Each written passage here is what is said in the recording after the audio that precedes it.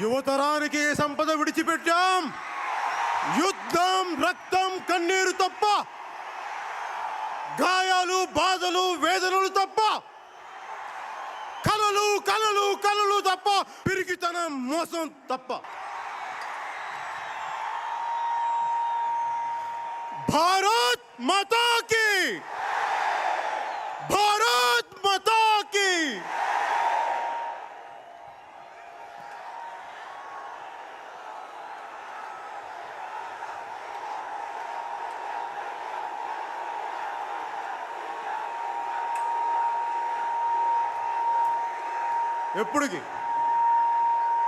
ఎప్పటికి సీఎంగా?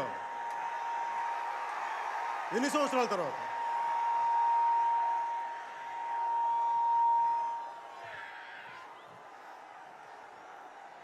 నాకు మీ సేవ చేయడం ఇష్టం, సమస్యల కోసం పోరాటం చేయడం ఇష్టం, మీకు అండగా నిలబడి ఉండటం నాకు ఇష్టం. మీకు అండగా నిలబడి ఉండటం నాకు ఇష్టం.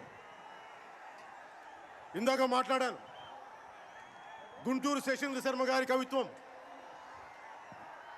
ప్రస్తుతం ఉన్న పరిస్థితిలో చూస్తుంటే అది చాలా సమమైనది.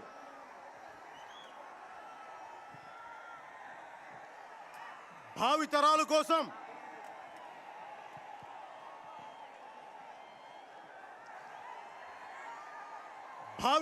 కోసం ఏ సంపద విడిచిపెట్టాం?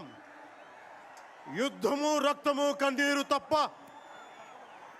గాయాలు, బాధలు, వేదనలు తప్ప, కలలు కలలు కలలు తప్ప, పిరికితనం, మోసం తప్ప. ఈ రోజున మనం జనసేన పార్టీ, మన పార్టీ ఆవిర్భావానికి ముఖ్య కారణం సమకాలీన రాజకీయ వ్యవస్థ ప్రజలను వంచించి, ప్రజలను మోసం చేసి, ప్రజలను మభ్యపెట్టి వాళ్ళ పబ్బం గడుపుకుంటూ ఉంటే ప్రజల పక్షాన నిలబడి వాళ్ళ ఇంట్లో వాడు ఒకడొచ్చి మాకు అన్యాయం జరుగుతుంది ఎలుగెత్తి అండగా నిలబడటానికి మీ ఇంటిలో వాడిగా, మీ అన్నగా, మీ తమ్ముడిగా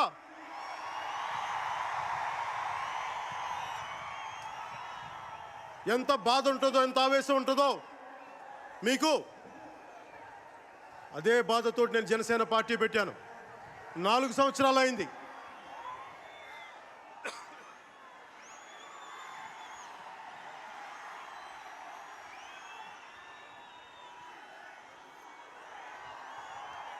దీనికి ఒకసారి మన రాష్ట్ర రాజకీయాలు మాట్లాడబోయే ముందు ఒకసారి మన స్పెషల్ కేటగిరీ స్టేటస్ గురించి,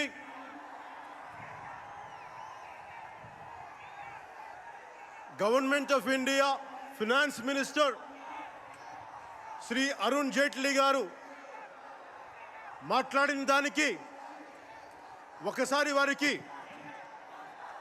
గవర్నమెంట్ ఆఫ్ ఇండియాకి అర్థమయ్యే విధంగా ఒకసారి వారికి ఇంగ్లీష్లో మాట్లాడదాం వాళ్ళతోటి కొద్దిసేపు. ఏంలా తెలుగులో కూడా మాట్లాడచ్చు, ట్రాన్స్లేషన్ లాస్ ఉంటుంది కదా మన వాళ్ళందరికీ. గవర్నమెంట్ ఆఫ్ ఇండియా అంటే మన వాళ్ళకి భయం, పిరికితనం. ఎవరికి ఉంటుంది పిరికితనం? దోపిడీ చేసే వాళ్ళకి పిరికితనం ఉంటుంది. మనకెందుకు ఉంటుంది పిరికితనం? టంగుటూరి ప్రకాశం పంతులు వారసులం, మనకేంటి భయం? సైమన్ కమిషన్ వస్తే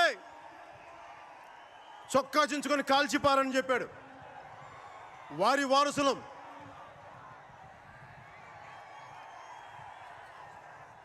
to the honourable minister, finance minister, to Shri Arun Jaitley ji, from the capital of Andhra Pradesh, Amaravati. My name is Pawan Kalyan.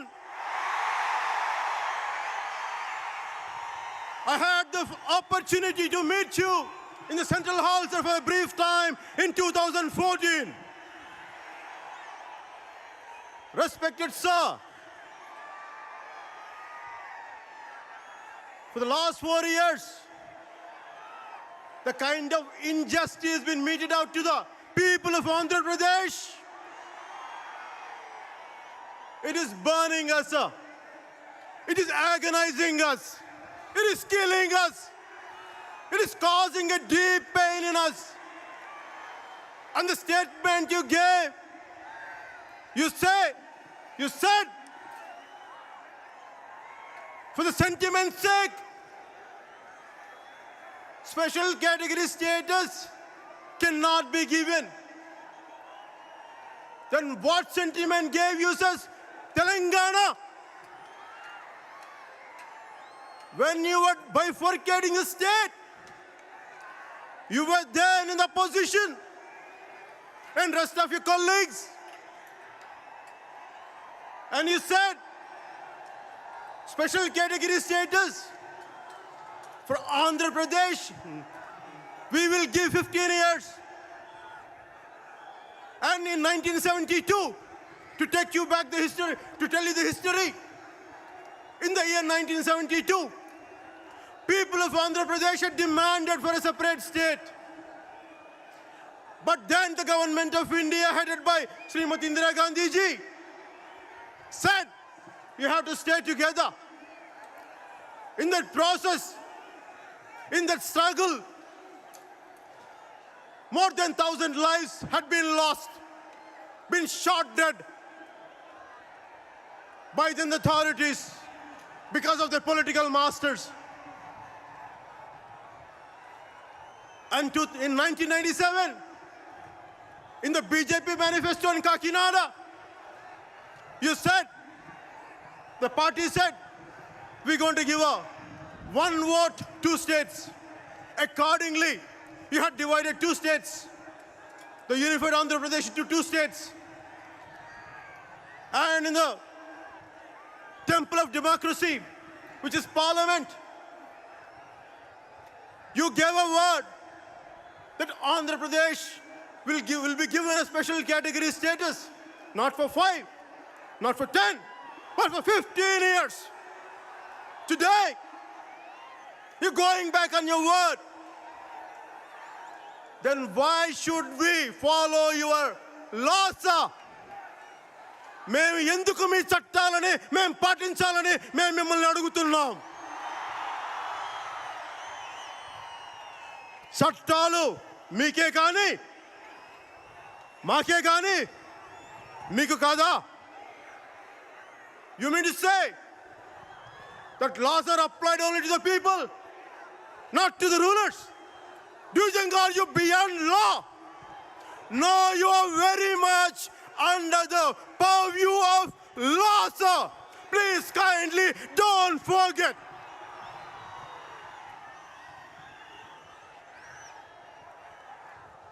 Respected sir, today you have pushed the state of Andhra Pradesh into an agitation mode.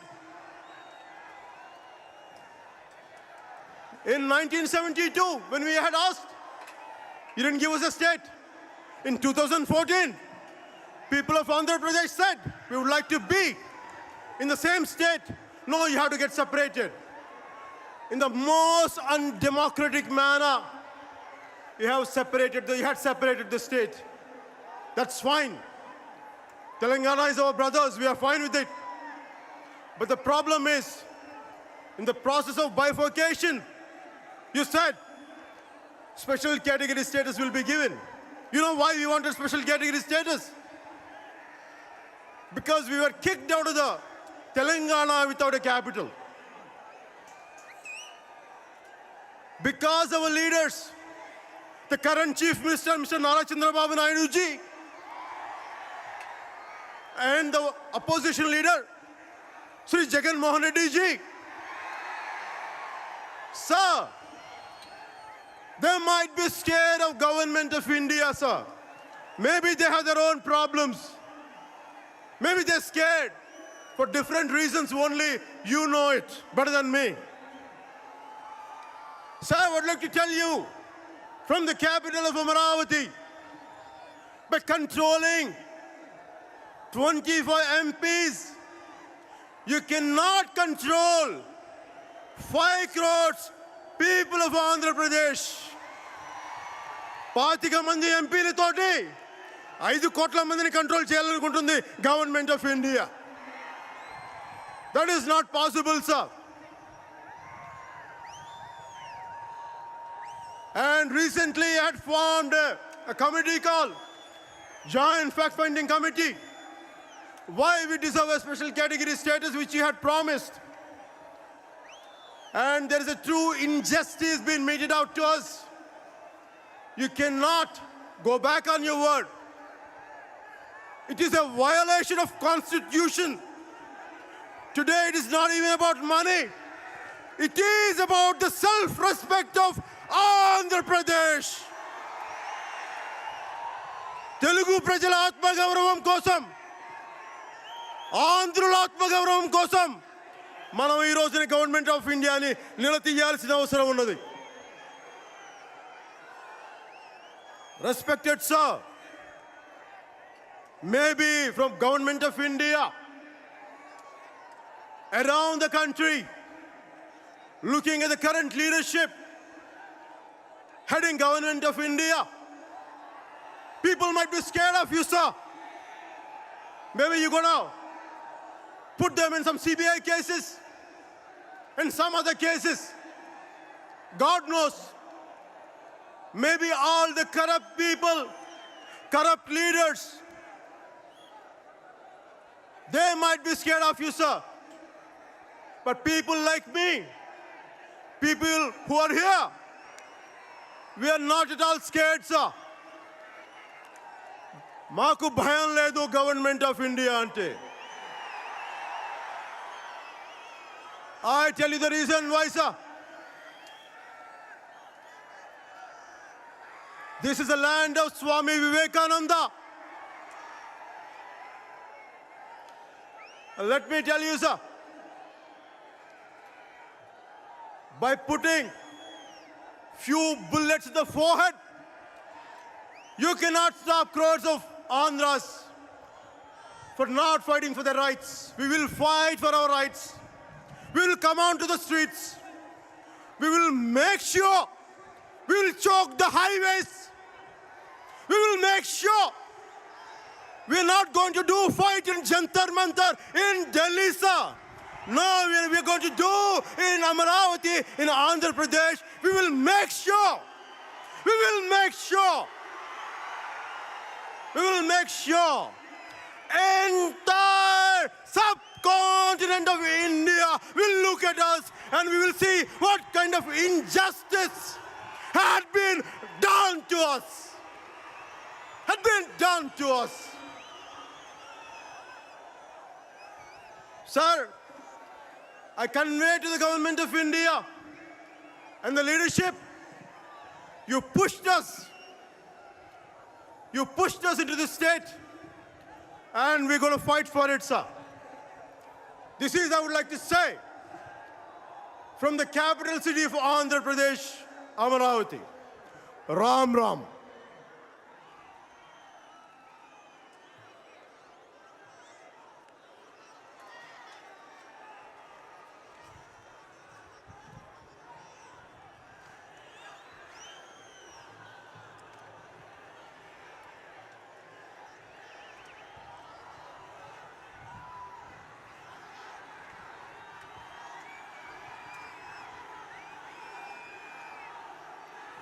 ఇప్పుడు మనం తెలుగులో మాట్లాడుకుందాం.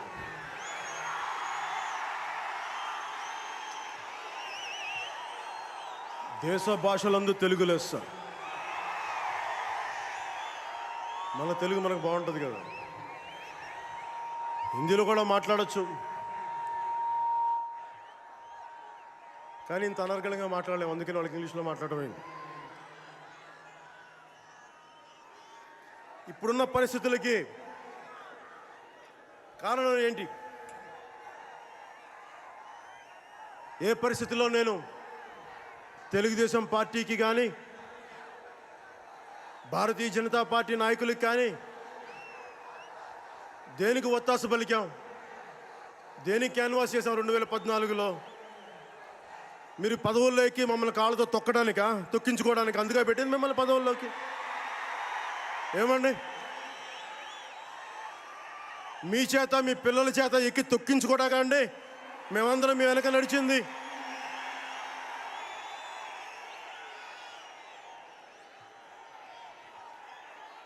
మనకున్న రాజకీయ వాతావరణం చూస్తుంటే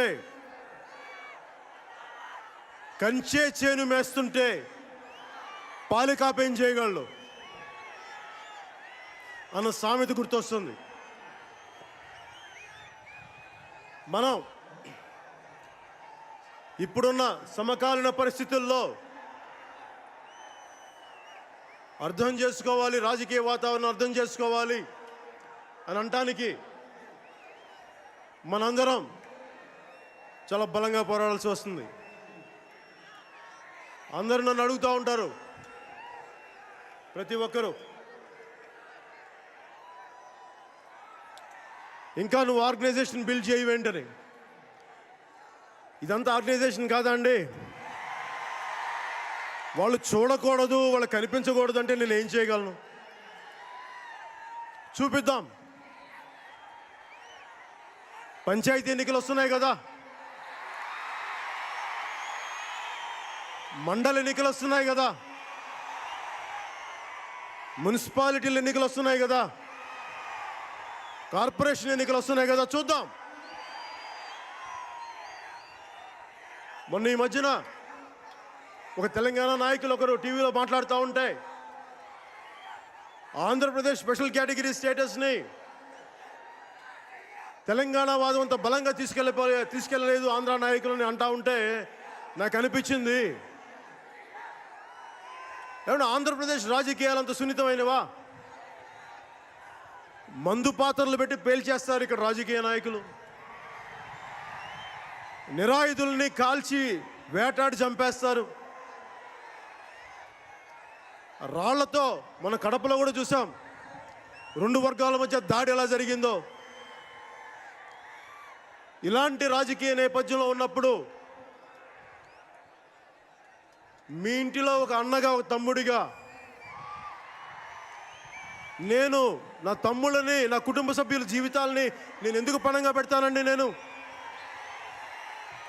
ఇంట్లో అన్న ఏం చేస్తాడు? అందరినీ రక్షించుకుంటాడు. అవసరమైతే వాడు ప్రాణ త్యాగం చేస్తాడు, కానీ తమ్ముళ్ళందరూ బతకాలనుకుంటాడు.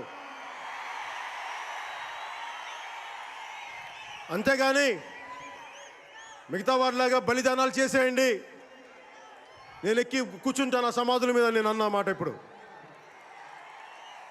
నాకు మీ ప్రాణాలు చాలా విలువైనవి, అందుకు చాలా బాధ్యతగా మాట్లాడతాను.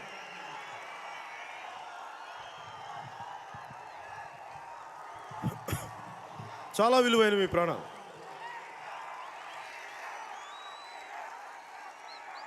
నాకు 1960-62లో ఎందుకు బాధ్యతగా మాట్లాడతానంటే, నేను ఒక ముఖ్యమంత్రి అల్లుండి కాదు, ఒక ముఖ్యమంత్రి కొడుకుని కాదు. నేను ఒక సాధారణ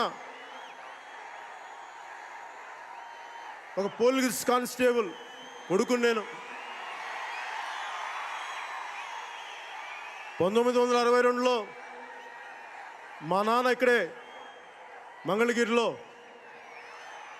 ఇక్కడే పోలీస్ కానిస్టేబుల్గా పనిచేశాను. ఇంకా అప్పుడు పుట్టలేదు అనుకోండి. నేను పుట్టింది బాపట్ల.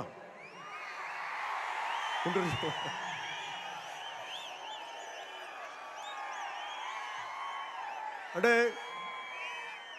ఎందుకు బాధ్యతగా ఉండాలి అనడానికి రాజకీయాల్లో నాకు మీ అందరూ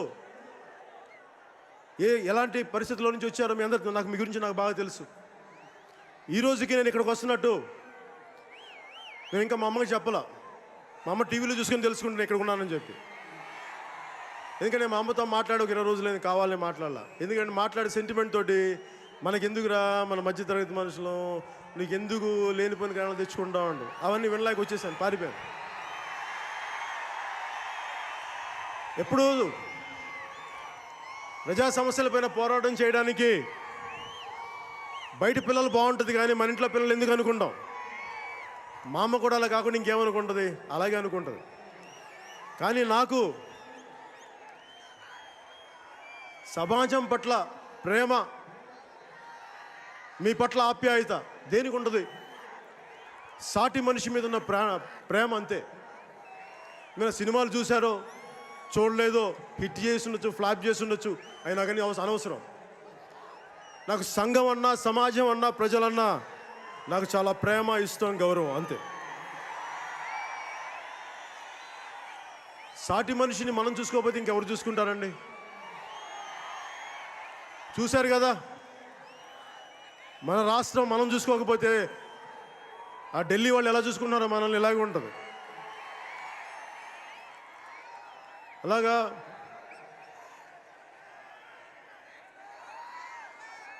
ఉన్న పరిస్థితులు ఏంటంటే, రాష్ట్ర పరిస్థితులు,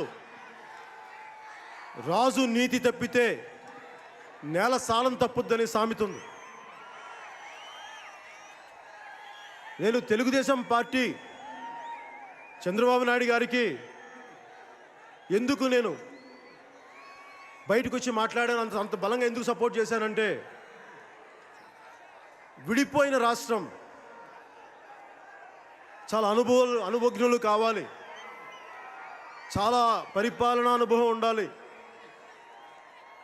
ఇవన్నీ ఆలోచించి నేను తెలుగుదేశం పార్టీకి సపోర్ట్ చేస్తే 4 సంవత్సరాల్లో వారు మాట్లాడిన మూడు మాటల్లో 6 అబద్ధాలు వినిపిస్తున్నాయి నాకు. 3 మాటలు 6 అబద్ధాలు. తెలుగుదేశం ప్రభుత్వం అలా తయారైపోయింది. చాలా బాధగా ఉంది. నేను ఎంతో నిండు హృదయంతో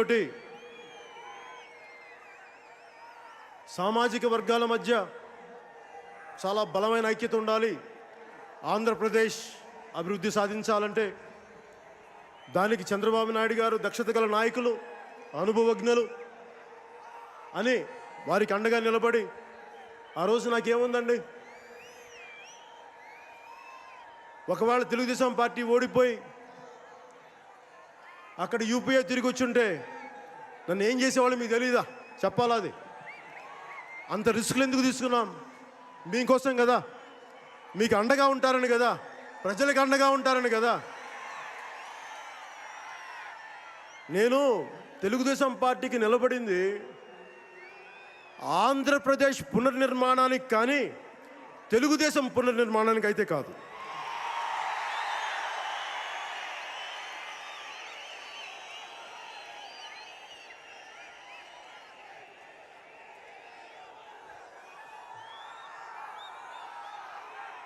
శివారెడ్డి గారు, కవి శివారెడ్డి గారు చెప్పినట్టుగా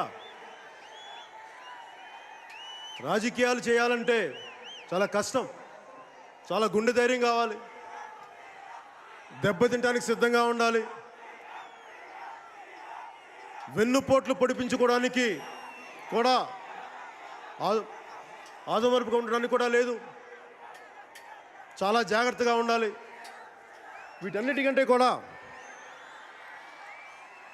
నేను ప్రజలకి ఏం చేస్తారు అని చూశాను. ఈ 4 సంవత్సరాల్లో మీకు తెలియదు కదా, కొన్ని విషయాలు చెప్తాను. ముఖ్యమంత్రి గారిని కలుసుకున్నప్పుడు వారు నాతో అన్న మాటలు, రాజధాని నిర్మాణానికి 1500 నుంచి 2000 ఎకరాలు ఉంటే చాలు, చాలా అద్భుతమైన రాజధాని కట్టచ్చన్నారు. నేను నమ్మాను. కానీ 1500 నుంచి 2000, 8000 అలా 33,000 ఎకరాలు ఈ రోజున దాదాపు 1,00,000 ఎకరాల దాకా విస్తరించింది. అది అభివృద్ధి చూస్తుంటే కొందరికేనా, అందరికీ కాదా? అభివృద్ధి అందరికీ కావాలంటే ఏం చేయాలి? ఆ దిశగా తెలుగుదేశం పార్టీ నాయకులు ఆలోచిస్తున్నారా అంటే నాకైతే ఆలోచిస్తున్నట్టుగా అనిపించట్లేదు. 15 లక్షల వర్త్ మెమరాండమ్ ఆఫ్ అండర్స్టాండింగ్ విదేశీ కంపెనీలతో చేశామంటే దాని అర్థం ఏంటంటే 15 లక్షలు మీ రాష్ట్రంలో పెట్టుబడులు పెడతామని. రూపాయి రాలా.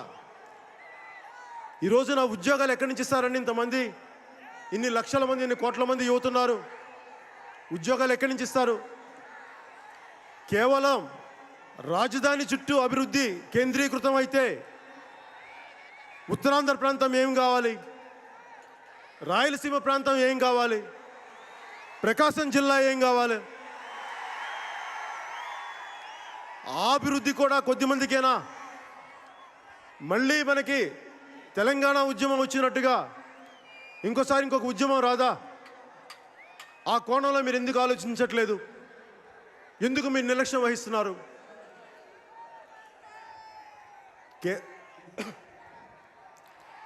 Government of India special category status ఇవ్వట్లేదు అని చెప్పి నేను 2016లో తిరుపతిలో మాట్లాడినప్పుడు రాత్రికి రాత్రి అందరూ మాట్లాడుకొని ఏదో చీకటి ఒప్పందం, ఏదో మిడ్ నైట్ యాక్టివిటీ లాగా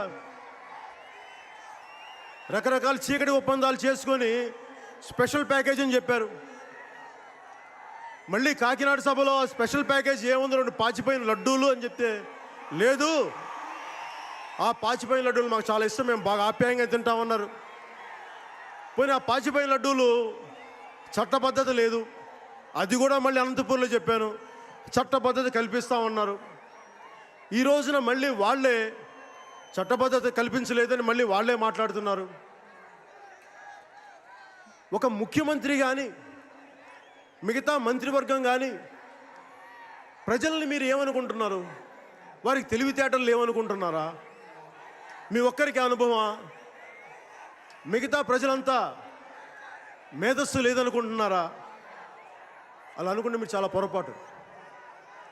నిశ్శబ్దం చేతగానితనం అనుకోకండి, నిశ్శబ్దం చూడటం. సరే చూద్దాం వీళ్ళు ఇంకేం మాట్లాడతారు. ఏం చేశారండి మళ్ళీ మాట్లాడి? ఈ రోజున మళ్ళీ 2016లో మనం ఏం మాట్లాడామో, జనసేన ఏం మాట్లాడిందో, నేనేం మాట్లాడానో మళ్ళీ దానికే వచ్చారు. ఈరోజు గవర్నర్కి, నరసింహన్ గారికి ఆయన చేత కూడా చదివించారు మన అసెంబ్లీలో. ఆంధ్రప్రదేశ్కి మళ్ళీ స్పెషల్ స్టేటస్ కేటగిరీ కావాలని. ఈ కాడికి మీరు 2016లో చెప్పుండొచ్చు కదా, ఎందుకు మోసం చేశారు? అంటే మీకు నిజంగా చిత్తశుద్ధిగానే ఉండుంటే ఒక జాతీయ ప్రాజెక్టు పోలవరం ప్రాజెక్ట్ అనేది, దానికి మీరు కేంద్ర ప్రభుత్వంతో మాట్లాడుకొని, భారతదేశ ప్రభుత్వంతో మాట్లాడుకొని మీరు దీన్ని ప్రైవేట్ కాంట్రాక్టర్స్కి ఇప్పించుకున్నప్పుడు,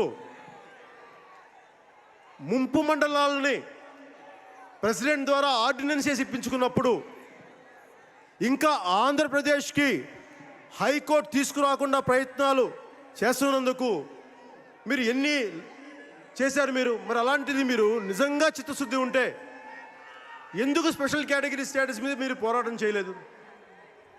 ఈ రోజున special category status more than డబ్బుల కంటే కూడా మా ఆత్మగౌరవం మీద కొట్టారు మీరు, ఇంక్లూడింగ్ తెలుగుదేశం పార్టీ నాయకులతో సహా. ప్రజల ఆత్మగౌరవంతో మీరు చెలగాటలాడారు, మర్చిపోకండి. మాకు చాలా బాధగా ఉంది, మా గుండె చాలా లోతైన గాయాలు చేశారు మీరు. పోనీ వైఎస్ఆర్సీపీ నాయకులు బలంగా వీళ్ళతో పోరాడతారా అంటే వీళ్ళు అసెంబ్లీకే రారు.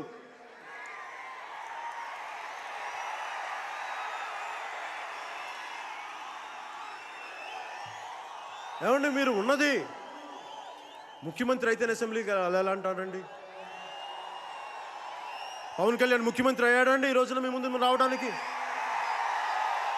అయ్యాడా? ఎందుకు? సమస్యల మీద ఉండాలి అంటే ముఖ్యమంత్రి అయితేనా? ఆ విధానం వైఎస్ఆర్సీపీ నాయకులు తెలుసుకున్నంత కాలం మీరు అనుకున్న లక్ష్యం అయితే మీరు నెరవేరలేరు, చాలా కష్టం. అలాగే మేము కోరుకుంటుంది కూడా తెలుగుదేశం ప్రభుత్వాన్ని, మీ వల్ల స్పెషల్ కేటగిరీ స్టేటస్ మీద కనీసం పోరాటం కూడా చేయలేకపోయారు. నేను కోరుకుంటుంది ఒకటే, ఆంధ్రప్రదేశ్ యువత ప్రాణాలు నేను పణంగా పెట్టను. మీ ఇంట్లో తల్లిదండ్రులు సుఖంగా ఉండాలి. చాలాసార్లు అడిగారు, నన్ను ఎంతమంది తిట్టారో మీకు తెలియదు. నువ్వు మాట్లాడతావు వెళ్ళిపోతావు, సభ పెడతావు వెళ్ళిపోతావు. మీరు పెట్టండి వచ్చి, వీళ్ళు రారు అడగటానికి అందరూ. మీరు వచ్చి వెళ్ళి గవర్నమెంట్ ఆఫ్ ఇండియా మీద మాట్లాడిన దమ్ముంటే టీవీలో కూడా మాట్లాడలేరు, భయం మీకు. మీరేంటంటే జనసేన పవన్ కళ్యాణ్ మీరేంటండి అనేది. నా నేల కోసం, మాతృభూమి కోసం నేను 2014లో చెప్పాను, ఇప్పుడు చెప్తాను, చనిపోవడానికి సిద్ధంగా కూడా ఉన్నాను.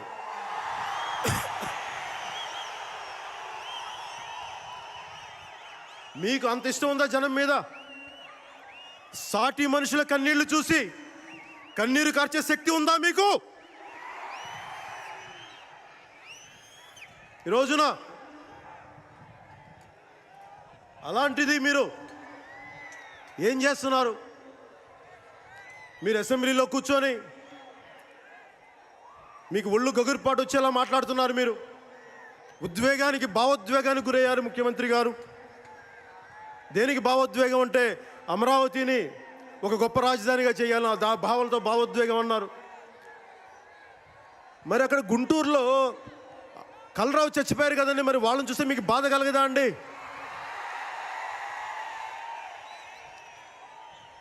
శ్రీకాకుళంలో ప్రతి 1000 మంది శిశువులకి సంవత్సరం లోపు 55 మంది పసిపిల్లలు చనిపోతారు, సంవత్సరంలోపు పిల్లలు. దానికి మీకు హృదయం కలగదా అండి? బిడ్డలంటే మీ ఇంటి బిడ్డలేనా అండి, బయట బిడ్డలు కాదా మీకు? తెలుగుదేశం ప్రభుత్వాన్ని నేను అడుగుతున్నాను.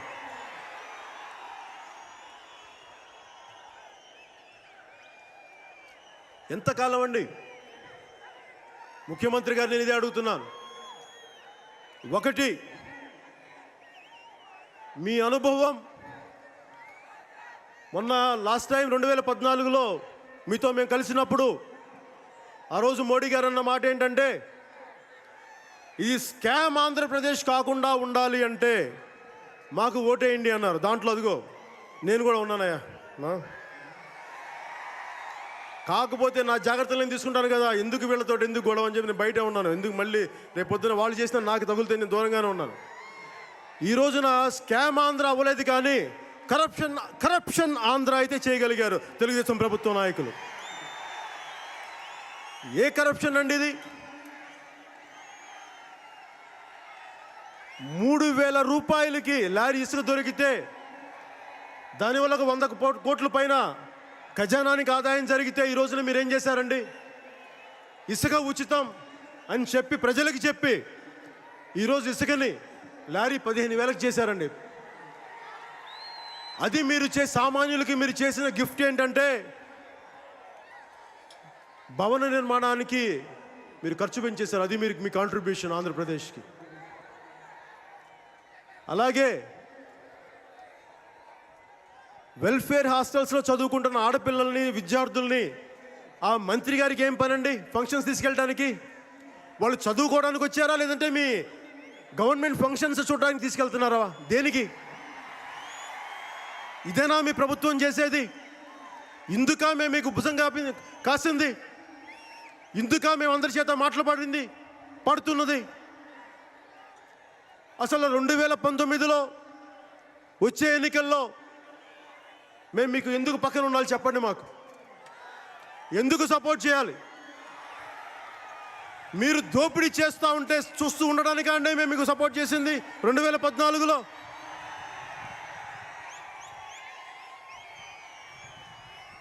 పాలించాలంటే పెట్టి పుట్టాలా అండి? అదేమన్నా ప్రత్యేకమైన కళ? అది అనుభవం కావాలని చెప్పి మీకు ఇచ్చాం, మీకు అండగా నిలబడ్డాం. కానీ మీరు అనుభవాన్ని మీ పిల్లల కరప్షన్ మీ దృష్టికి వచ్చిందో లేదో తెలియదు. మీ అబ్బాయి కరప్షన్, లోకేష్ గారి కరప్షన్,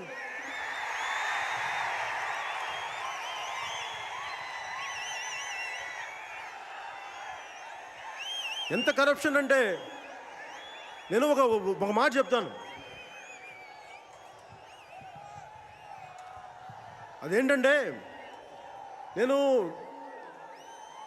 2004లోనే ఎప్పుడో ఒక ప్రముఖ ప్రజా కళాకారుడు అజ్ఞాతవాసంలోకి వెళ్ళిపోయి అండర్ గ్రౌండ్కి వెళ్ళిపోయిన ప్రజాకళాన్ని కలిశాడు. మీ అందరికీ తెలుసాను. ఆయన ఒకరోజు చెప్పింది ఏంటంటే, మేము అడవుల్లో తిరుగుతూ ఉంటే ఒక ఆదివాసీల కుటుంబాలకు వెళ్ళాం. అక్కడ ఎన్టీ రామారావు గారి ఫోటో ఉంది. అక్కడ ఆయన అన్నారంటే, ఈయన ఏం చేశారమ్మా, ఆయన ఫోటో ఎందుకు పెట్టుకున్నారంటే, లేదయ్యా మాకు ఇది జరిగింది ఆదిలాబాద్లో. ఆవిడ ఆ మహిళ అన్నారంట, ఆయన మాకు 2 రూపాయలు బియ్యం ఇచ్చాడయ్యా మహానుభావుడు అని. మరి ఆ మహానుభావుడు మనవళ్ళు ఏం చేస్తున్నారండి ఇప్పుడు? బాధ కలగదా? 2019 ఎన్నికల్లో పవన్ కళ్యాణ్ మాతో కలిసి ఉంటాడో లేదో మాకు తెలియదు. జగన్మోహన్ రెడ్డిని ఎదుర్కోవాలి, అందుకని మేము ఇప్పుడు కరప్షన్ చేసుకుంటామని చెప్పి వాళ్ళు బాహాటంగా మాట్లాడుతుంటే, అంతకు మించిన బరి తెగించిన తనంకి ఏం మాట్లాడతామండి వాళ్ళందరితోటి? ఎక్కడి నుంచి వస్తున్నాయి డబ్బులు? మీకు ఎక్కడి నుంచి వస్తాయి డబ్బులు? మీ హెరిటేజ్ మిల్క్ ఫ్యాక్టరీల నుంచి అయితే డబ్బులు తీయట్లేదు కదా. మీ ఆస్తులు ఖర్చు పెట్టుకోవట్లేదు కదా. మరి ఎక్కడి నుంచి వస్తున్నాయి డబ్బులు? ఈ రోజున తెలుగుదేశం పార్టీ నాయకులు ప్రతి ఎన్నికలకి, 2019 ఎన్నికలకి ప్రతి నియోజకవర్గానికి 25 కోట్లు మేము ఆల్రెడీ పెట్టేశాం, అన్నీ సర్దేశాం, దానిని ఎక్కడ పెట్టాలో పెట్టేశామని చెప్పి బాహటంగా సిగ్గు లేకుండా నిస్సిగ్గుగా మాట్లాడుతుంటే ప్రజాస్వామ్యాన్ని పరిహసిస్తున్నారు మీరు. టంగుటూరి ప్రకాశం పంతులు గారి ఆత్మ ఘోషిస్తుంది మీరు చేసే పనులు చూస్తుంటాయి. ఎన్టీ రామారావు గారి ఆత్మ పడ్డే క్షోభ మామూలు క్షోభ కాదు మీరు చేసే వాటికి. నేను అవన్నీ మర్చిపోయి ఎంతో కొంత మేలు చేస్తారంటే, ఈ రోజున స్వయంగా మీ అబ్బాయి చేస్తున్న కరప్షన్ను మీకు తెలుసా లేదా? ఒకవేళ మీరు తెలిసే చేయిస్తున్నారా, అది మీ విఘ్నతగా వదిలేస్తున్నాను. కానీ ఒకటి ముఖ్యమంత్రి గారికి నేను చెప్పదలుచుకున్నది, మేము మీ మీద, నాకు వ్యక్తిగతంగా మీ మీద చాలా గౌరవం ఉంది, కానీ మీ అనుభవం మొన్న కూడా కొద్ది రోజుల క్రితం లాస్ట్ టైం మీ అమరావతికి వచ్చినప్పుడు చెప్పాను, మీ దృష్టికి తీసుకొచ్చాను. ఆంధ్రప్రదేశ్లో కరప్షన్ చాలా ఎక్కువ ఉంది. విడిపోయిన తర్వాత నెంబర్ 1 స్థానం ఆంధ్రప్రదేశ్ హైయెస్ట్ కరప్షన్ స్టేట్ అని చెప్పి ఒక ఆర్గనైజేషన్ వెల్లడి చేసింది. ఇదేనండి మనం సాధించింది, కొంచెం మీరు దాన్ని దృష్టిలో పెట్టుకోండి అని చెప్పాను. ఇక్కడ 2, ఒకటి ముఖ్యమంత్రి గారికి ప్రభుత్వ యంత్రాంగం మీద, వారి పార్టీ మీద పట్టు లేదు, లేదా మీరు తెలిసి చేస్తున్నారంటే 2 రాష్ట్రానికి శ్రేయస్సు కాదు, శ్రేయస్కారం కాదు. అలాంటప్పుడు ప్రజలు సరికొత్త నాయకుల్ని, సరికొత్త పార్టీని 2019కి ఎన్నుకొని ఖచ్చితంగా తీరుతారు. 2019 ఎన్నికలు 2014 ఎన్నికలు అంత సుఖంగా అయితే మీకు ఉండవు, ఖచ్చితంగా ఉండవు. మీరు ఏ ఒక్కరిని సంతృప్తి పరచలేదు. అమరావతిలో రైతుల దగ్గర నుంచి మీరు వాళ్ళ దగ్గర భూములు తీసుకున్నారు. రేపొద్దున వాళ్ళకి ఖచ్చితంగా నిలబడతారా లేదా అవి చెల్లని సర్టిఫికేట్లు అయిపోతాయా అన్న భయం కూడా నా దగ్గర రైతులు వెల్లడి చేశారు. మీ కరప్షన్ చూసి ఎంత భయం ఉంది ప్రజలకి. అలాగా ఈ రోజున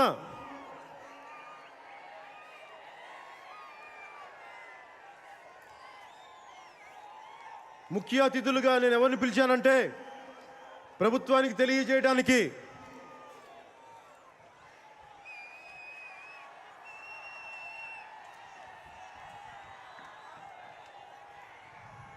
మన అతిథులందరినీ పిలవండి. ముఖ్య అతిథులుగా ఎవరిని పిలిచానంటే, అందరూ ఏం కోరుకుంటున్నారు? నాకు కేజ్రీవాల్ లేరు రావడానికి.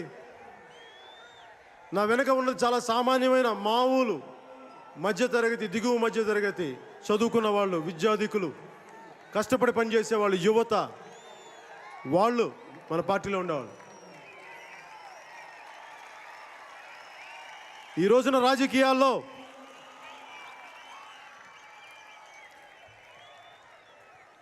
నేను వస్తున్నది, రాజకీయాలకు వచ్చింది నాలాంటి వాళ్ళు రావాలని కోరుకుంటాను. దేనికంటే మీ డబ్బు ఖర్చు పెట్టి, మనం కష్టపడి సంపాదించిన డబ్బు ఖర్చు పెట్టి ఈ సమాజాన్ని ప్రక్షాళన చేయాల్సిన అవసరం ఉన్నది. వచ్చి డబ్బుల్ని దోచుకోవడం కాదు, అలాంటి వాళ్ళని తరిమి తరిమి తరిమి తరిమి తరిమి ఊరు పొలిమేర దాకా కొట్టాలి, తరిమి కొట్టాలి. ఈ కరప్షన్కి అంతులేదా ఇంకా? వీళ్ళకి ఎన్ని వేల ఎకరాలు కావాలి, మీకు ఎన్ని వేల కోట్లు కావాలి, ఎంత తింటారు, ఎంత తింటారు, ఎంత తింటారు? నిజంగా చాలా చాలా భారతదేశంలో ఎక్కడా లేనంత కరప్షను విడిపోయిన ఆంధ్రప్రదేశ్లో నాకు చాలా సిగ్గుచేటుగా ఉంది. నాకు చాలా సిగ్గుచేటుగా ఉంది. ఈరోజు నేను పిలిచిన అతిథులు ఎవరంటే, ఎవరైతే తెలుగుదేశం ప్రభుత్వం అండగా నిలబడాల్సిన వ్యక్తులు, మనం జనసేన పార్టీ మనం అండగా నిలబడితే కొద్దిమందికి న్యాయం జరిగింది, అది కూడా మనం పీకల మీద ఎక్కితే మిగతా వాళ్ళకి అది కూడా జరగలేదు. అలాంటి వాళ్ళందరినీ పేరు పేరున వారందరినీ ఒక 40 మంది 25 మంది దాకా ఉన్నారు. వారిని సవినయంగా నేను వారిని ఈ సభకి విశిష్ట అతిథులుగా మీరు రావాలని నేను మనస్ఫూర్తిగా కోరుకుంటున్నాను.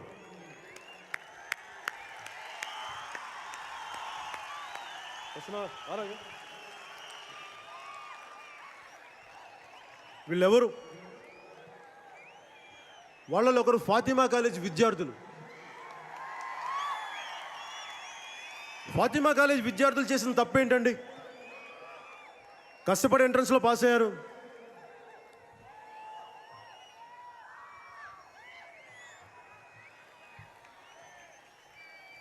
నాకు పెద్దవాళ్ళ అవసరం లేదు. జనసేన ఉన్నది జనం కోసం. మన ఎవరైతే వీరిని నిర్లక్ష్యం చేస్తారో, ఎవరైతే వారికి అండగా నిలబడరో వారికి జనసేన ఖచ్చితంగా ఉంటుంది. ఇది ఓట్లకి సంబంధం లేదు. ఇష్టంతో చేస్తున్నాం, ప్రేమతో చేస్తున్నాం, సమాజం మీద బాధ్యతతో చేస్తున్నాం.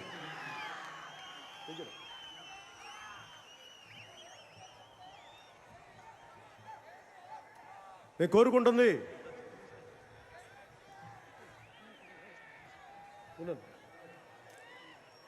ఫాతిమా కాలేజ్ విద్యార్థులు చేసిన తప్పేంటండి?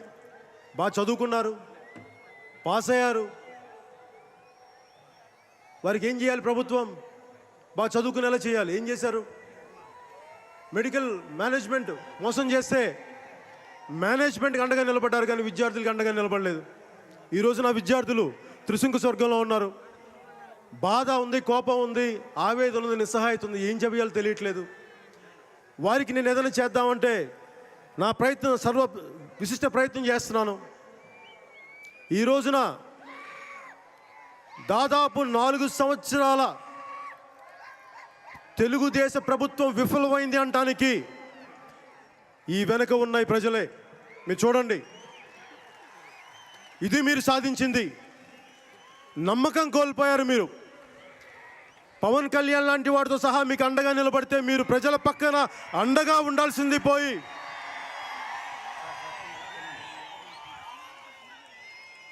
వారికి మీరు ద్రోహం చేశారు. అంటే మీ దగ్గర మోకరిల్లాలా అండి? మీ బాధ్యత కాదు చేయడం ప్రజలకి. మరి ఓట్లు ఎందుకు అడిగారు? మొన్న ఈ మధ్యన ప్రతి మేనిఫెస్టోలో పెట్టారు, మేము అవి చేస్తాం, ఫాతిమా కాలేజ్ విద్యార్థులకి న్యాయం చేస్తాం, అన్నీ చెప్తారు. ఏది నెరవేర్చరు మీరు. మరి నెరవేర్చనివి ఎందుకంటే మీరు మేనిఫెస్టోలో పెడతారు? ఎవరిని మోసం చేయడానికి? ఇంకెంతకాలం మోసం చేయడానికి?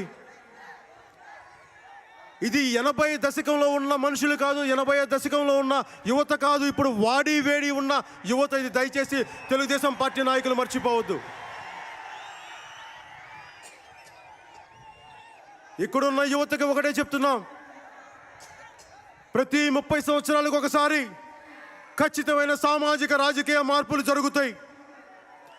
80 నుంచి వచ్చిన ఇప్పుడు దాకా మార్పులు, ఈ 30 ఏళ్ల కాలం చెల్లిపోయింది.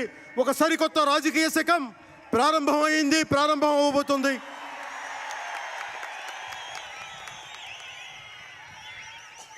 అలాగా మేము ఒకటే చెప్తున్నాం, తెలుగుదేశం ప్రభుత్వానికి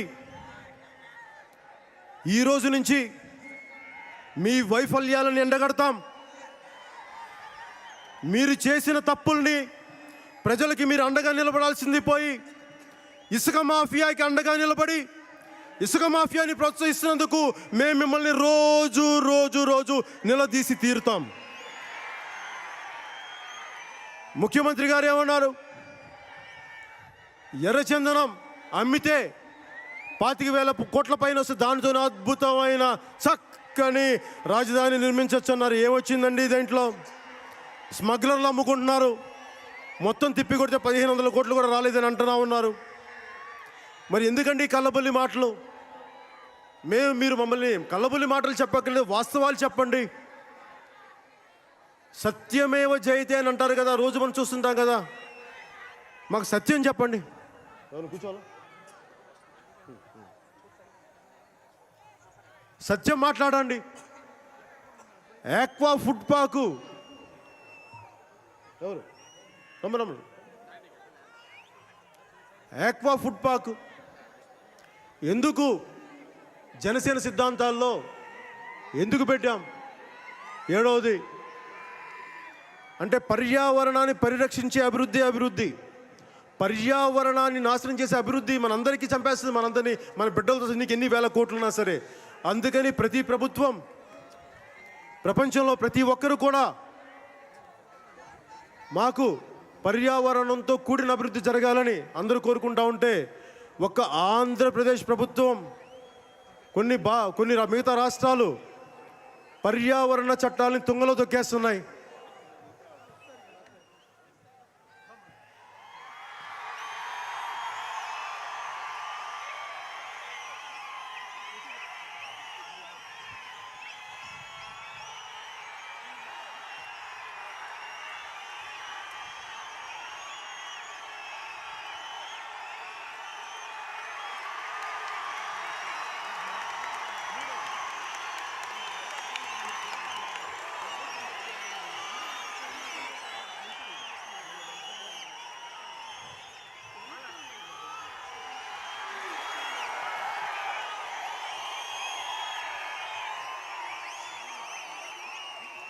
తెలుగుదేశం ప్రభుత్వాన్ని అడుగుతుంది ఇందాక పర్యావరణం గురించి.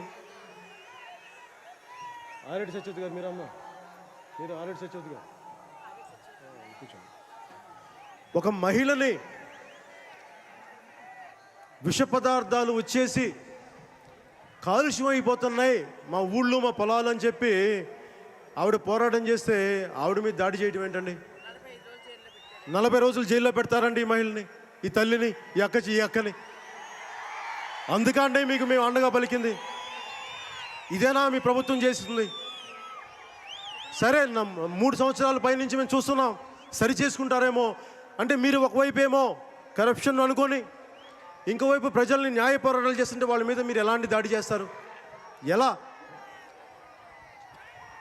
ఈ మధ్యన అధికారులు కూడా, రకరకాల అధికారులు, జాతీయ స్థాయి అధికారులు, అన్ని రంగాల అధికారులు వాళ్ళు చెప్తా ఉన్నారు, మాకు మనసు ఇబ్బంది పడుతుంది, నైతికంగా మేము తప్పులు చేస్తున్నామని తెలుసు, కానీ మా పొలిటికల్ బాసెస్ చేసేది మేము పనులు ఇష్టం లేకపోయినా చేయాల్సి వస్తుందని చెప్పి నా దగ్గర చాలా గోడు వెళ్ళబుచ్చుకున్నారు.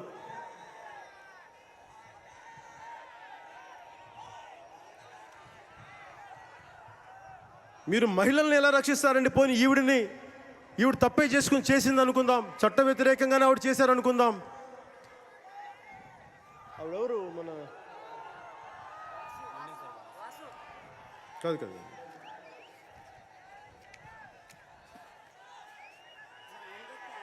కాదమ్మా, కాదు మీరు కాదు.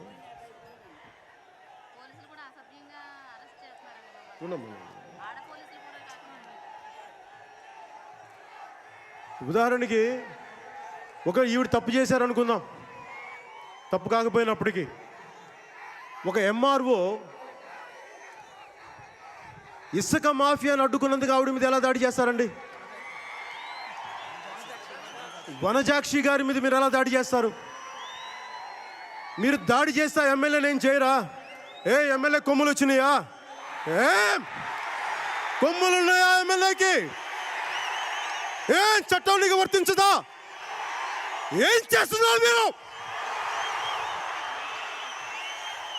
ఒక మహిళా అధికారిని మీద దాడి జరిగితే తెలుగుదేశం ప్రభుత్వ నాయకులు మీ ఎమ్మెల్యేకి కొమ్ము కాస్తారా? మేము చేతగాని వాళ్ళు అనుకుంటున్నారా? మీరు చేస్తా ఉంటే చూడండి మీరు చేతగాని వాళ్ళవా?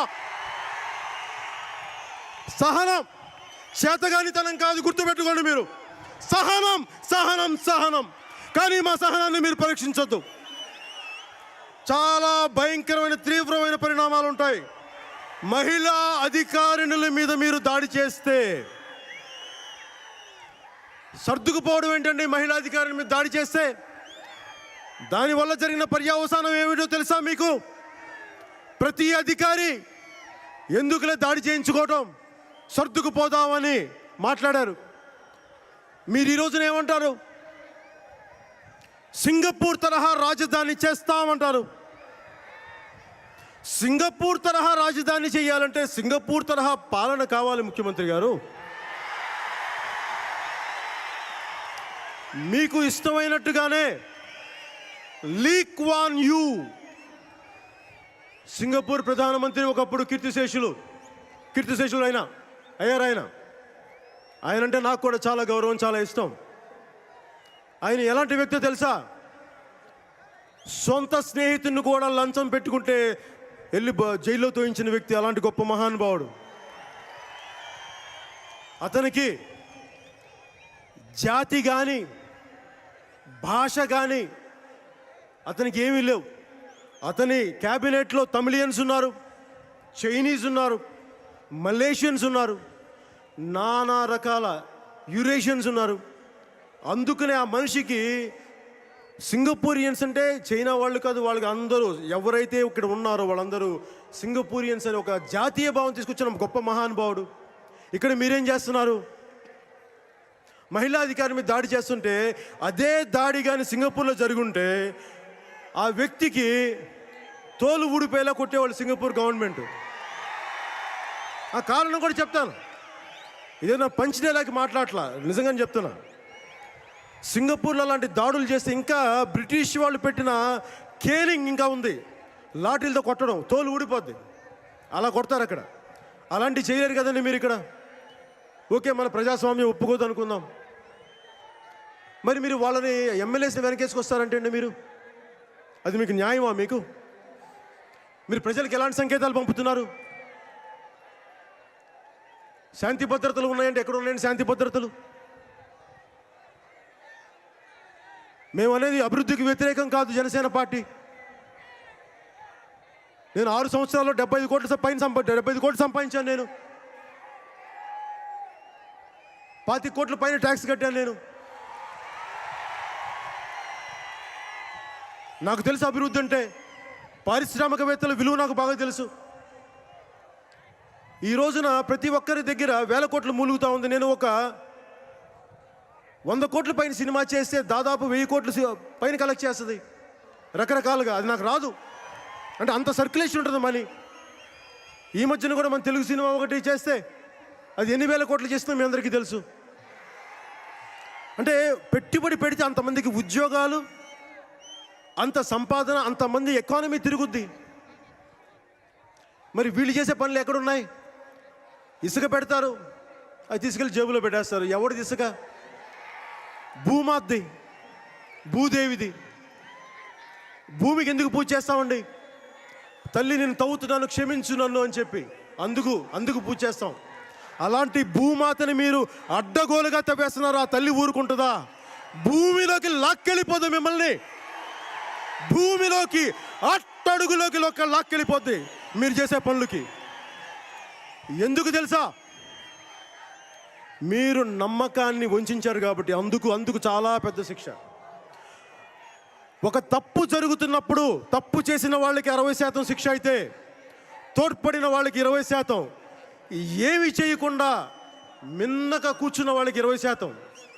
మనందరం ఆ 20%లోకి వస్తాం. వీళ్ళు చేసే తప్పుల్ని భరిద్దామా, దాంట్లో భాగస్వామ్యం తీసుకుందామా, లేదా బయటకు వచ్చి పోరాటం చేద్దామా అనేది మీరు నిర్ణయించుకోండి. భాగస్వామ్యం అవుతారా మీరు? నేనైతే అవ్వను. ప్రజల్ని కంటికి రెప్పలా చూసుకునే ప్రభుత్వాలతో నేను స్నేహం చేయను, ఎదురే తిరుగుతాను. అలాగే ఉద్దానం గురించి ఒక పవన్ కళ్యాణ్ రావాలండి ఈ ఉద్దానం గురించి చెప్పడానికి. సిగ్గుచేటు కదండి అది. అక్కడ దాకా ఇవ్వకపోవడమే కదా మీ పాలన. అక్కడ ఉన్న ఎమ్మెల్యేలు ఏమయ్యారు? అక్కడ ఉన్న ఎంపీలు దృష్టికి పడలేదా? ఎంత బాధ ఉంటుందో తెలుసా వాళ్ళలో? ఎన్ని కన్నీళ్ళు కథలు మీకు కనిపించవు అవి? పోనీ నేను హార్వర్డ్ నుంచి డాక్టర్స్ని తీసుకొస్తే మీరు ఎంతవరకు వాడారు వారిని? ఇప్పటికి ఉద్దానం అందరూ అనుకుంటారు ఉద్దానం అయ్యిందని, ఏదో కొంత అయ్యిందంతే. చిన్న ఒక కదలిక జరిగింది. నిజానికి అక్కడ ఇంకా చేయాల్సింది కొండంత ఉంది. నిజానికి ఉద్దానం నాకైతే సరిపోలేదు, నాకు తృప్తిగా లేదు. నాకు అంటే ఎంత బాధ అంటే వాళ్ళకి, వాళ్ళు చేయని తప్పులకు వాళ్ళు శిక్ష అనుభవిస్తున్నారు. అలాగే అభివృద్ధి అంటే కొందరికేనా? అభివృద్ధి అనేది కొందరికి కాదు, అందరికీ. అవకాశాలు కొందరికేనా? అందరికీ. అధికారం కొందరికేనా?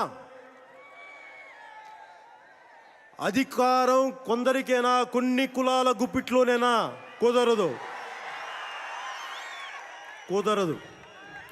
అన్ని కులాలకి చాలా న్యాయమైన అధికారం వచ్చి తీరాలి.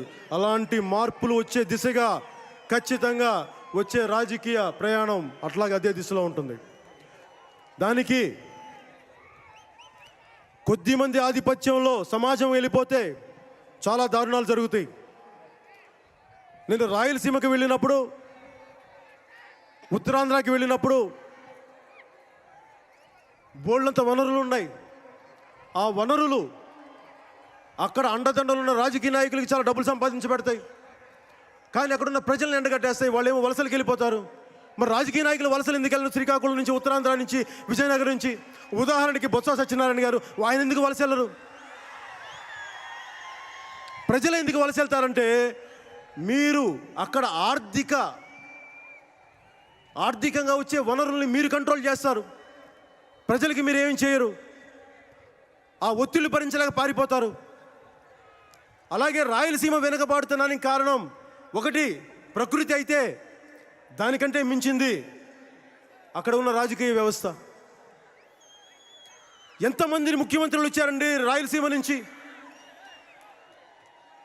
ఇన్ని దశాబ్దాల నుంచి రాయలసీమ ఎందుకు వెనుకబడి ఉంది? స్వయాన ముఖ్యమంత్రి గారు కూడా రాయలసీమ వ్యక్తే. అక్కడ ఎన్ని కన్నీళ్ళు కథలు, ఎంతమంది ఆడపడుచుల కథలు. కన్నీళ్ళకి వస్తాయి, బాధ వస్తుంది, గుండె తరుక్కుపోతే ఆ బాధ ఏంటంటే ఒక్కొక్క ఆడపడుచు కథ వింటుంటే,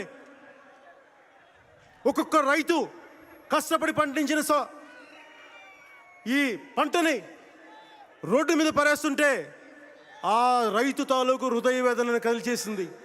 ప్రభుత్వాలు ఏం చేస్తున్నాయి? రైతులకి మినిమం సపోర్ట్, గిట్టుబాటు ధర ఇవ్వరు. అలాగే మొత్తం తీసుకెళ్ళి దళారీ వ్యవస్థకి పెడతారు. అసలు ఏ పంట పండించాలి, ఎలా చెయ్యాలి అని చెప్పి మీరు ఎందుకు మాట్లాడరు? వాళ్ళ దగ్గర మీరు ఎందుకు చిత్తశుద్ధిగా తీసుకోరు? ఓకే, నా పవన్ కళ్యాణ్ లాంటి వాడికి అధికారం అవసరం లేదు, కనీసం అతన్ని ఒక శ్రామికుడిగా వాడుకోవచ్చు కదా, రైతుల కోసం అండగా నిలబడే వ్యక్తిగా తెలుగుదేశం పార్టీ చేసి ఉండొచ్చు కదా. మీకు కాలం లేకపోతే ఏమయ్యా, కొంచెం మాకు పని చేసి పెట్టుంటే, నేను కూలీలా పని చేసి పెట్టే కనీసం రైతులకు చేసిన తృప్తిగా ఉండేది.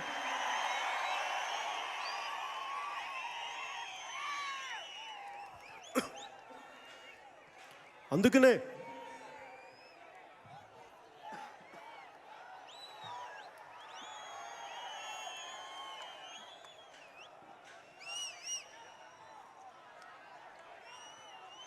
అలాగే ఈరోజుకి తెలంగాణలో, ఉమ్మడి రాష్ట్రంలో తూర్పాంధ్ర నుంచి వెళ్ళిపోయిన టీచర్లు అక్కడే ఉండిపోయారు. వారిని పట్టించుకునే నాదులు లేరు. వారికి ఏ మంత్రి, ఏ ఎమ్మెల్యే కనీసం చిన్నపాటి ఇంటర్వ్యూ కూడా ఇవ్వరు. వాళ్ళు చేసిన తప్పేంటి? దశాబ్దాలుగా పాలక వర్గాలు చేస్తున్న తప్పులకి ప్రజలు ఎందుకు శిక్షించాలి, శిక్షింపబడాలి? ప్రజలు ఎందుకు శిక్షింపబడాలి మీరు చేసిన తప్పులకి? దీంట్లో తెలుగుదేశం దాదాపు దశాబ్దం పైన చంద్రబాబు నాయుడు గారి వారి హయాంలోనే ఉన్నారు. ఇన్ని సమస్యలు ఉంటే మీరు ఇవన్నీ వదిలేసి, గాలికి వదిలేసి, మేము 29 సార్లు ఢిల్లీ వెళ్ళాం, అక్కడ ప్రధానమంత్రి పట్టించుకోవట్లేదంటే ప్రధానమంత్రికి ఏం పట్టించుకుంటారండి? మన బంగారం మంచిదే ఉండాలి కదా.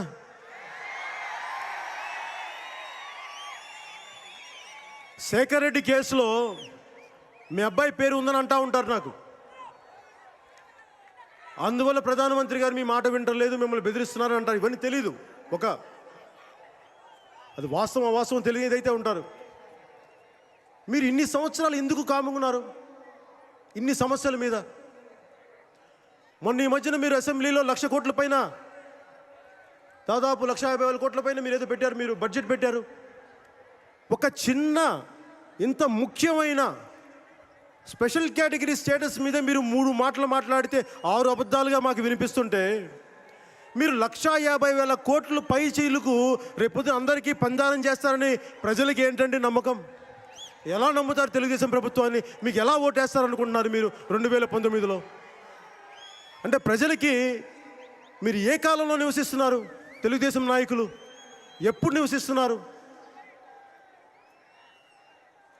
అంటే ప్రజలు ఈ మాట చెప్తే రేపొద్దున మర్చిపోతారని అనుకుంటారా? మీరు ప్రజలకి అసలు బుద్ధి ఉండదు, తెలివితేటలు ఉండవు, వీళ్ళు సొంటలు అని అనుకుంటున్నారా? మీరు ఆ స్థాయిలో అయిపోయిన తెలుగుదేశం ప్రభుత్వం. నాకు నిజంగా మిమ్మల్ని చూస్తుంటే చాలా జాలి, దయ వేస్తుంది మీరు వెళ్తున్న విధానానికి.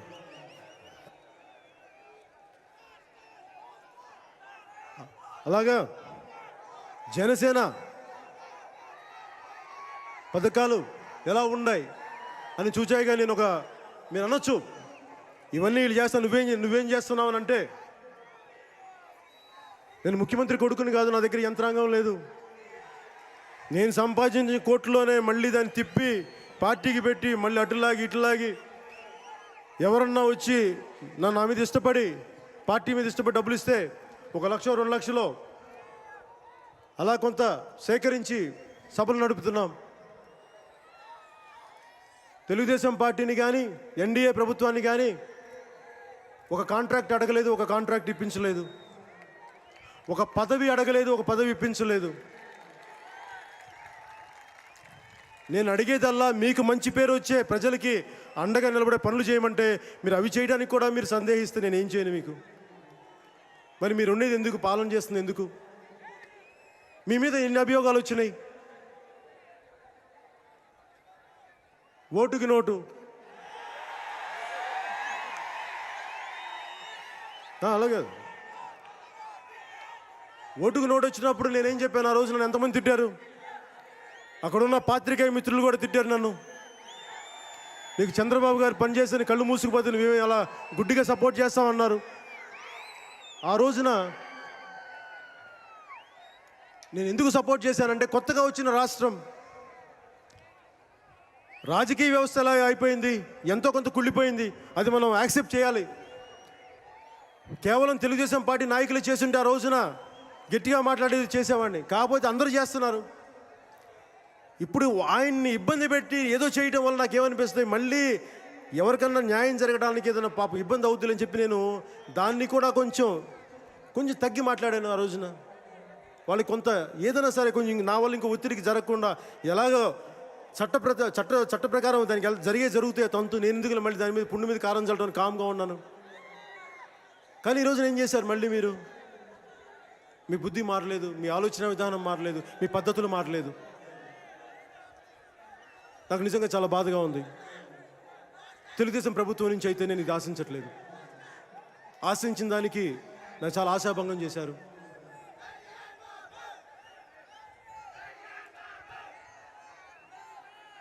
అలాగే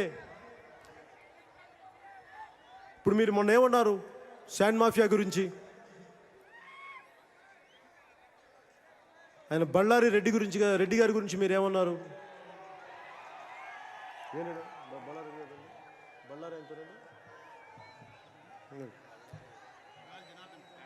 గాలి జనార్దన్ రెడ్డి గారి గురించి మీరు ఎన్ని కథలు రాశారు? ఇతను మైనింగ్స్ దోచేస్తున్నాడు, ఖనిజాలను దోచేస్తున్నాడని చెప్పి మరి ఆయన తప్పైతే నేను ఆయన సపోర్ట్ చేయట్లే, ఆయన తప్పే. మరి ఇసుక మాఫియాలు మీరు చేస్తుంది ఏంటంటే తప్పు కాదు. అలాగే ఎర్రచందనం విషయంలో మీరు చేస్తున్న తప్పు కదా. ఈ రోజుకి ఎర్రచందనాన్ని కొట్టుకెళ్ళిపోతున్నారే ఇంతమంది స్మగ్లర్లు. మరి వాళ్ళని మీరు ఎందుకు చూసినట్టు వదిలేస్తున్నారు? అక్కడ ఉన్న అటవీ యంత్రాంగాన్ని మీరు ఎందుకు పటిష్టం చేయట్లేదు? అవేమో స్మగ్లింగ్లు వెళ్ళిపోతున్నాయి చెన్నైకి. ఇక్కడ మీరు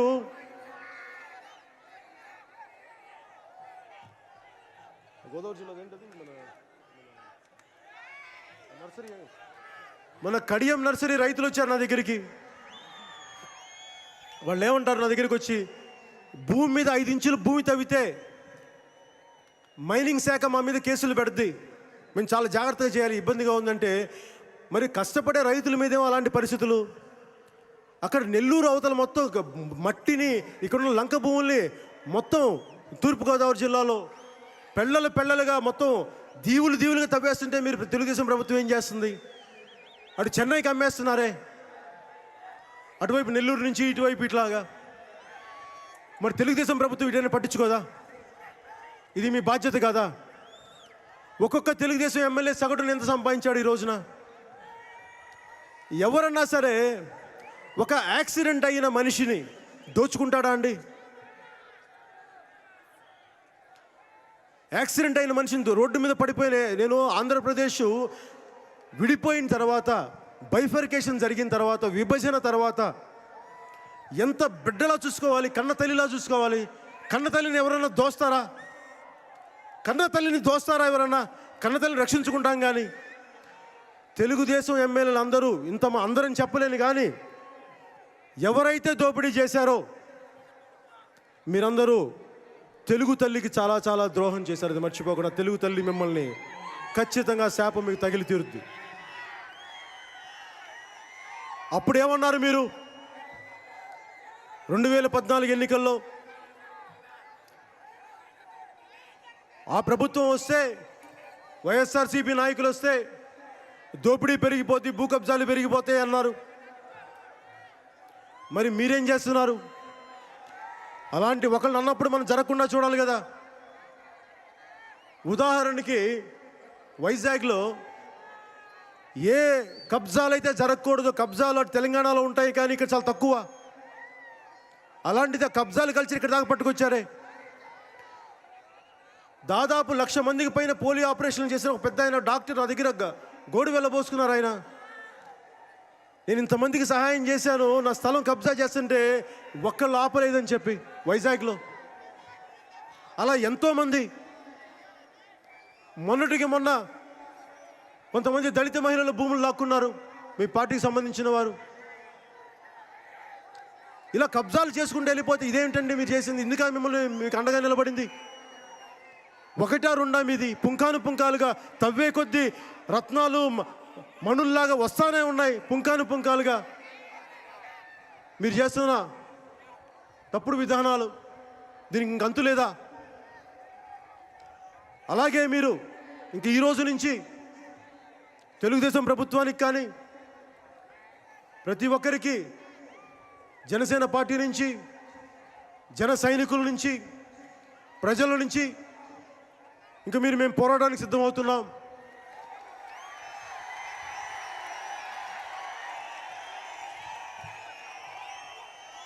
పోరాటం చేస్తే పోయేది ఏముంది? ఏదో బానిస సంఖ్యలు తప్ప. భయపడతా కూర్చుంటావా? భయపడతావా? ఇలాగా కరప్షన్ ఏ స్థాయికి వెళ్ళిపోయిందంటే చాలా జాలికరమైంది. విజయవాడ కనకదుర్గాదేవి గుడి దగ్గర పార్కింగ్, ఆ పార్కింగ్కి వచ్చే వాహనాల దగ్గర కూడా కొంత శాతం అక్కడ ఎమ్మెల్యేకి వెళ్ళాలంటే ఏంటంటే దౌర్భాగ్యం. తల్లిని కూడా దోచేస్తారా మీరు?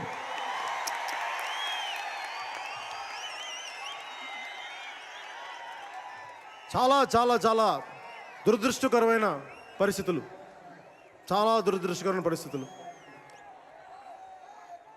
కనకదుర్గాదేవి అండగా నిలబడి ఆ తల్లిని కూడా మీరు ఆవిడని కూడా కరప్షన్లో మీరు ఆవిడని లాగేసుకుంటే ఆవిడ డబ్బులు కూడా ఇంకేం చేస్తారని భక్తులను కూడా మీరు దోచేసుకుంటున్నారు. మీరు చాలా చాలా బాధేసింది నాకు. అలాగే మీరు ఇంకా బ్యాలెన్స్ క్రియేట్ చేయకపోతే ప్రతి ఒక్కరికి కూడా ఆంధ్రప్రదేశ్ రాజకీయ చిత్రపటం చాలా బలంగా మారబోతుంది. సరికొత్త రాజకీయ వ్యవస్థ వస్తుంది.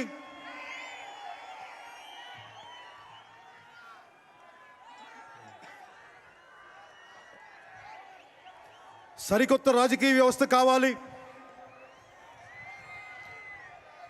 జనసేన ఈ 3.5 సంవత్సరాల్లో క్లోజ్ టు 4 సంవత్సరాలు నేర్చుకున్నది ఏంటి? జనసేన కేవలం రోడ్ల మీదకి వచ్చి పోరాటం చేయటమే కాదు, ఒక ఇంటలెక్చువల్ వారియర్షిప్ కూడా అవసరం. మేధోమదనం జరిగే అలాంటి ఇంటలెక్చువల్స్ని కూడా వారి సలహాలు సంప్రదింపులు తీసుకొని జనసేన పార్టీకి ఒక థింక్ ట్యాంక్ ఉండేలాగా అసంఘటిత కార్మికుల దగ్గర నుంచి అనేక రోడ్ల మీద ఉండే తోపుడు బండ్లు కార్మికులు అందరి యోగక్షేమాలను దృష్టిలో పెట్టుకొని, అలాగే యువతలో ఇప్పటిదాకా ఎస్సీ యువతకి ఉద్యోగాల విషయంలోనే కానీ ఎంటర్ప్రెన్యూర్షిప్ వాళ్ళకి స్వతహాగా ఉద్యోగాలు చేరటమే కాదు, ఉద్యోగాలు ఇచ్చే స్థాయికి ఎస్సీ యువత ఉండాలని నేను మనస్ఫూర్తిగా కోరుకుంటున్నాను. అలాగే జంగం దేవుళ్ళ దగ్గర నుంచి పిచ్చకుంట్ల కులం నుంచి మోస్ట్ బ్యాక్వర్డ్ కమ్యూనిటీ క్లాసెస్ ఉన్నాయి, దాదాపు 30 కులాలు. వారికి సంబంధించి అండగా నిలబడే, వారి కాళ్ళ మీద వారు నిలబడగలిగే, వారికి ఉండటానికి ఒక గూడు ఉండేలాగా, దాచుకోవడానికి ఒక చిన్న భద్రత విధానం ఉండేలాగా జనసేన పార్టీ ఆలోచిస్తున్న 33 వెనుకబడిన కులాలకి. అలాగే అనంతపూర్లో నేను వెళ్తే అక్కడ అక్క చెల్లెలు కొంతమంది అడిగారు, నా చిన్నారు అక్క చెల్లెలు, అగ్రకులాల్లో ఉండి వెనుకబడిన పేదలకి అన్నయ్య నువ్వేం చేస్తున్నావు అని అడిగితే, ఉచితం మీరు చదువుకోవడానికి, మీరు ఎదగడానికి మీకేమి కావాలో అవి మొత్తం మీరు ఏ స్థాయిలో కావాలంటే అది అండగా మీకు ఉంటాం, దాని విధంగా చేస్తాం అని. ఎందుకు ఇవన్నీ చెప్పట్లేదంటే ఈ పర్టికులర్ సభని నేను ఆలోచనే చెప్తున్నాను. దాని విధి విధానాలకు సంపూర్ణంగా మేనిఫెస్టోలో ఆగస్టు 14 రోజున జనసేన మేనిఫెస్టో విడుదల చేస్తాం. దాన్ని బట్టి మీకు అర్థమవుద్ది జనసేన విధానాలు ఎలా ఉండబోతున్నాయి అనేది. అలాగే మొన్న మత్స్యకారులు వచ్చారు నా దగ్గరికి. మత్స్యకారులు అడుగుతుంది ఏంటి, మమ్మల్ని షెడ్యూల్ ట్రైబ్స్లో చేయించిందంటే అనవసరంగా నేనేదో వాళ్ళని చేర్చమన్నట్టుగా దానిని కొంతమంది రంగు పులిమి ఎస్టీ యువతని నా మీదకి ఉసిగొల్పేలా చేశారు. పవన్ కళ్యాణ్ అలా ఒక యువతను అలా విడదీస్తాడా అండి? జనసేన పార్టీ యువతను అలా విడదీస్తా? ఒకసారి చెప్పండి అన్నదమ్ములకి. అవి చేసేది ఎవరు? ఆ మేనిఫెస్టోలో పెట్టింది ఎవరు? మీరు సాధించలేమని తెలుసు మీకు. మత్స్యకారులకి మీరు ఎస్టీలో మేము జాయిన్ చేస్తామన్న విషయం మీకు సాధించలేమని తెలిసి కూడా పెట్టి, వాళ్ళిద్దరి మధ్య ఎంత ఉందండి? ఇద్దరి మధ్య ఎంత? అందరూ దారిద్ర్య రేఖ దిగువన ఉన్న వాళ్ళే. మీరు బాగానే ఉన్నారు. దారిద్ర్య రేఖ దిగువన ఉన్న కులాలు రోడ్ల మీదకి వచ్చి కొట్టుకుని రాళ్ళు రువ్వుకునే పరిస్థితికి మీరు ఎందుకు కల్పించారు? ఇదా మీ పరిపాలనా విఘ్నత? ఇదా మీ పరిపాలనా అనుభవం? అలాగే కాపుల రిజర్వేషన్ గురించి మీరు మాట్లాడారు.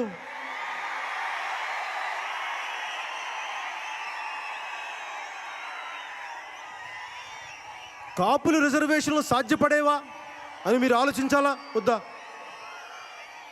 ప్రజల్ని మభ్యపెట్టి రిజర్వేషన్లు ఇస్తామని చెప్పి ఈరోజున ఏం చేశారు? అది ప్రెసిడెంట్ గారి ఆఫీస్లో కోల్డ్ స్టోరేజ్లో ఉంది, అది ఇంకా అది బయటికి రాదు. అది చేసింది. నేనేమంటానంటే, దానివల్ల ఏం చేశారు మీరు? కాపులకి బీసీలకి గొడవలు పెట్టారు, మత్స్యకారులకి షెడ్యూల్ ట్రైబ్స్కి గొడవలు పెట్టారు, ఎస్సీ కులాల మధ్య గొడవలు పెట్టారు. ఇవన్నీ మీకు చెయ్యలేవని తెలిసి కూడా, ఇవన్నీ మీకు చేయలేమని తెలుసు మీకు మొదటి రోజు నుంచి, కానీ మభ్యపెట్టి దీనివల్ల సమాజం విచ్ఛిన్నం అయిపోదా అండి? మీరందరూ బాగానే ఉన్నారు, ఇక్కడ మీకు బిల్డింగ్ లేకపోతే కొన్ని కోట్లు ఖర్చు పెట్టి హైదరాబాద్లో 5 స్టార్ హోటల్లో ఉండగలరు, మీ ఇల్లుని చాలా ఘనంగా నిర్మించుకోగలరు. కానీ మీరు చేసిన పాలసీల వల్ల సంఘంలో అసమానతలు, సంఘంలో గొడవలు వస్తున్నాయి. మరి ఆంధ్రప్రదేశ్ పునర్నిర్మాణాన్ని ఇలాగా మీరు జరిపేది? ఒకవైపు సింగపూర్ తరహా రాజధాని కావాలి అంటే, సింగపూర్ తరహా రాజధాని అంటే ఎత్తైన భవనాలు, ఎత్తైన నిర్మాణాలు కాదు, ఉన్నతమైన ఆశయాలు, ఉన్నతమైన వ్యక్తిత్వం. అది ఆంధ్రప్రదేశ్ పునర్నిర్మాణానికి కావాల్సింది. జనసేన పార్టీ కూడా ఏ ఒక్క కులాన్ని మభ్యపెట్టదు. ఏ ఒక్క కులాన్ని కూడా ఎవరికి ఏ న్యాయం చేయాలి, మొదటిగా కావాల్సింది ఎవరికి ఏం కావాలి? ఎవరికైనా ఆర్థిక భద్రత, ఉద్యోగ భద్రత, ఇవి కల్పించగలిగితే చాలు. మిగతావి రాజ్యాంగ పరిధిలో జరగాలి. అవి జరిగినప్పుడు, అన్ని పార్టీలు ఒప్పుకున్నప్పుడు అది అప్పుడు సంగతి. కానీ ఈ లోపున జనసేన పార్టీ కులాల మధ్య చిచ్చు పెట్టదు. అంబేద్కర్ చెప్పినట్టుగా కుల నిర్మూలన మేము చేయగలమో లేదో తెలియదు, కానీ కనీసం కులాల మధ్య ఐక్యత అయితే మేము సాధించగలం జనసేన పార్టీ. ఈ రోజున ప్రతి జిల్లాల నుంచి బస్సులు వస్తున్నప్పుడు ఒక్కొక్క జిల్లా నుంచి ముగ్గురు నాయకులుగా చాలామంది తీసుకున్నాం. ఏ ఒక్కరు కూడా వారు ఏ కులం నుంచి వచ్చినా, వెనకబడిన కులాల నుంచి వచ్చినా, మొదటి దళిత ముఖ్యమంత్రి దామోదరం సంజీవయ్య గారు వచ్చినా, వీళ్ళందరూ అన్ని కులాలకి సమానంగా పనిచేశారు. అంత గొప్ప మహానాయకులు. అందుకనే వారిని ముందు పెట్టాం. పథకాలు పేర్లు పెట్టాలంటే, ఉదాహరణకి అన్ని రాజీవ్ గాంధీ గారి పేర్లు, ఇందిరాగాంధీ గారి పేర్లు పెట్టచ్చు. దేశం అంతా ఒక కుటుంబం పేర్లేనా? ఇంకెవరి పేర్లు లేవా? అలాగే రాష్ట్రం కూడా అదే పరిస్థితి. ఒక దామోదరం సంజీవయ్య గారు ఉన్నారు, ఒక డొక్కా సీతమ్మ గారు ఉన్నారు. ఆహార పథకానికి డొక్కా సీతమ్మ గారి పేరు మీరు ఎందుకు పెట్టాలన్న ఆలోచన మీకు ఎందుకు రాలేదు? అది జనసేన పెడుతుంది.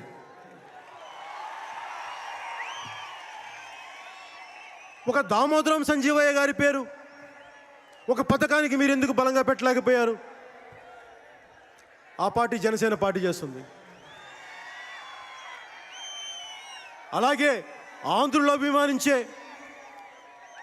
కార్మిక వర్గానికి అండగా నిలబడిన సర్దార్ గౌతుల చిన్న గారి పేరు ఎందుకు ఒక పథకానికి కూడా బలంగా నోచుకోలేదు?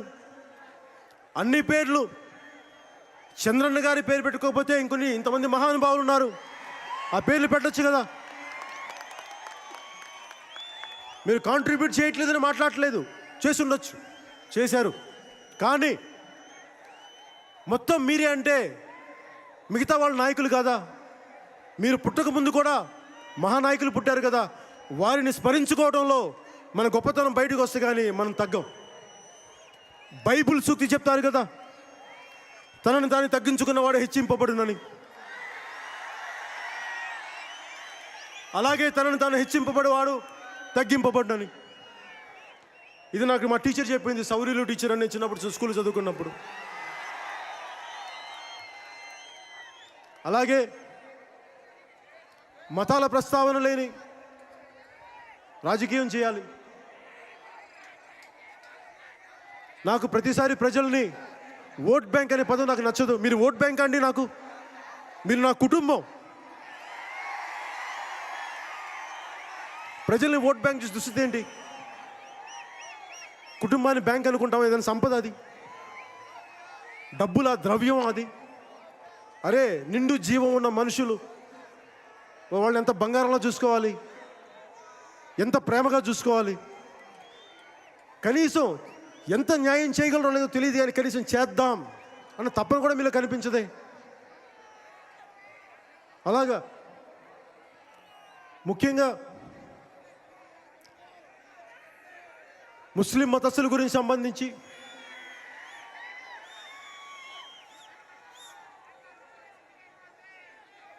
నా కూతురు, నా 2 పిల్లలు క్రిస్టియన్ మతస్థులు, నా 2 పిల్లలు హిందువులు. నా జీవితంలో జరిగింది, నేను కోరుకోలేదు, జరిగింది. నేను ప్లాన్ చేయలేదు, జరిగింది. అంటే అది నేను అనుకుంటాను, ఏదో ఒక చిన్న కానిస్టేబుల్ కొడుకుని ఎక్కడ మా అమ్మాయి పొద్దున కూడా ఈ సభకు రావాలంటే కడుపు తిప్పేస్తూ ఉంది. ఏం మాట్లాడాలి, ఏం చేయాలి? కానీ భగవంతుడు నాకు ఇచ్చింది, నేను ఎంచుకున్నది కాదు ఇది. రాజకీయం నాకు ఇవ్వబడింది, రాజకీయం. నేను కోరుకోలేదు ఇది. వదిలేస్తే మహా అయితే ఒక చిన్నపాటి రైతునయ్యేవాడినేమో, చిన్న కమత రైతునయ్యేవాడినేమో. కానీ భగవంతుడు ఇంతమంది, ఇన్ని కోట్ల మంది ప్రజల అభిమానం ఇచ్చాడు, ఇంతమంది ప్రేమాభిమానాలు ఇచ్చాడు. అంటే దీనికి ఏదో ఒక ఉద్దేశం ఉండాలి. అదేదో నేను తినడానికో తిరగడానికో కాదు. నాకు ఇంత పేరు, ఇంత ప్రఖ్యాతులు, ఇంత డబ్బు ఇచ్చింది మీకు సేవ చేయడానికి ఉంటుంది. అందుకే నాకు సుఖం లేదు. విదేశాలకు వెళ్ళినా, ఖరీదైన హోటల్లో కూర్చున్నా ఏదో తప్పు చేసిన వాళ్ళలాగా ఉంటుంది జీవితం. ఎప్పుడు మార్బుల్ ఫ్లోరింగ్ ఇంటి మీదకి వెళ్ళాలంటే ఏదో తప్పుగా ఉంటుంది, తప్పు చేస్తున్నాను అనిపిస్తే ఏంటో తెలీదు. కానీ నేను వీటన్నింటిని తప్పించుకోలేను. కానీ నేను చెప్తున్నది ఏంటంటే, నేను మీకు ఎక్కడ ఉన్నా కానీ పవన్ కళ్యాణ్ గుండె మీకోసం కొట్టుకుంటుంది.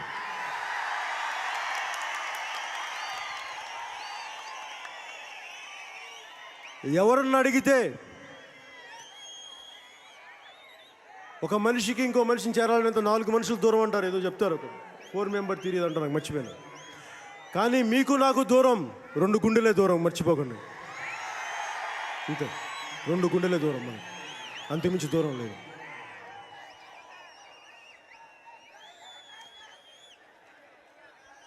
అలాగే ఇందాక ముస్లిం మతస్థుల గురించి మాట్లాడుతున్నాను. ముస్లిం యువతకి,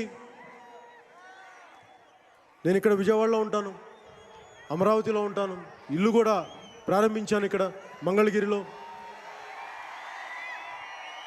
మా నాన్న పనిచేసిన చోటన. ఇక్కడ ఆఫీస్కి వస్తాను, జనసేన పార్టీ ఆఫీస్కి. నేను ప్రతి ఒక్కరిది తెలుసుకుంటాను. మీ సమస్యలు పార్టీ కార్యాలయానికి తెలియజేయండి. అలాగే ముస్లిం యువతకి కూడా మీకు ఏం కావాలో నాకు చెప్పండి, మీ సమస్యలు నాకు చెప్పండి. నేను మిమ్మల్ని మోసం చేయను. నేను భారతీయ జనతా పార్టీతో వెళ్ళినప్పుడు చాలామంది అన్నారు ముస్లింలు దూరం అవుతారని. నేను అదేదో, నాకు అది ఒక హిందూ సంస్థ, హిందూ పార్టీకి వెళ్ళలేదు. ఆ రోజుకి అది రైట్ అనిపించింది, చేశాను అంతే. నా మనసు ఎప్పుడు ప్రతి ఒక్కరికి, కులాలకి, మతాలకి, వర్గాలకి అతీతంగా నా హృదయం ఎప్పుడు స్పందిస్తూనే ఉంటుంది. ఒక మతానికి కానీ ఎక్కువగా ఒక మతానికి తక్కువగా ఉండదు. కానీ మొన్న ఈ మధ్యన వైఎస్ఆర్సీపీ నాయకులు నన్ను అంటూ ఉన్నారు, చంద్రబాబు గారి డైరెక్షన్లో మీరు యాక్ట్ చేస్తున్నారా అని. వైఎస్ఆర్సీపీ నాయకులు అడుగుతున్నాను, ఇప్పుడు చెప్పండి, చంద్రబాబు గారి డైరెక్షన్లో యాక్ట్ చేస్తున్నానా? మీకు అనిపిస్తుందా? ఇంకా అనిపిస్తుందా? ఒక్కసారి జగన్మోహన్ రెడ్డి గారు చెప్పండి. అలాంటప్పుడు జగన్మోహన్ రెడ్డి గారికి నేను మొన్న అన్నాను, మీరు మోడీ గారి దర్శకత్వంలో వహిస్తున్నారా అండి అని.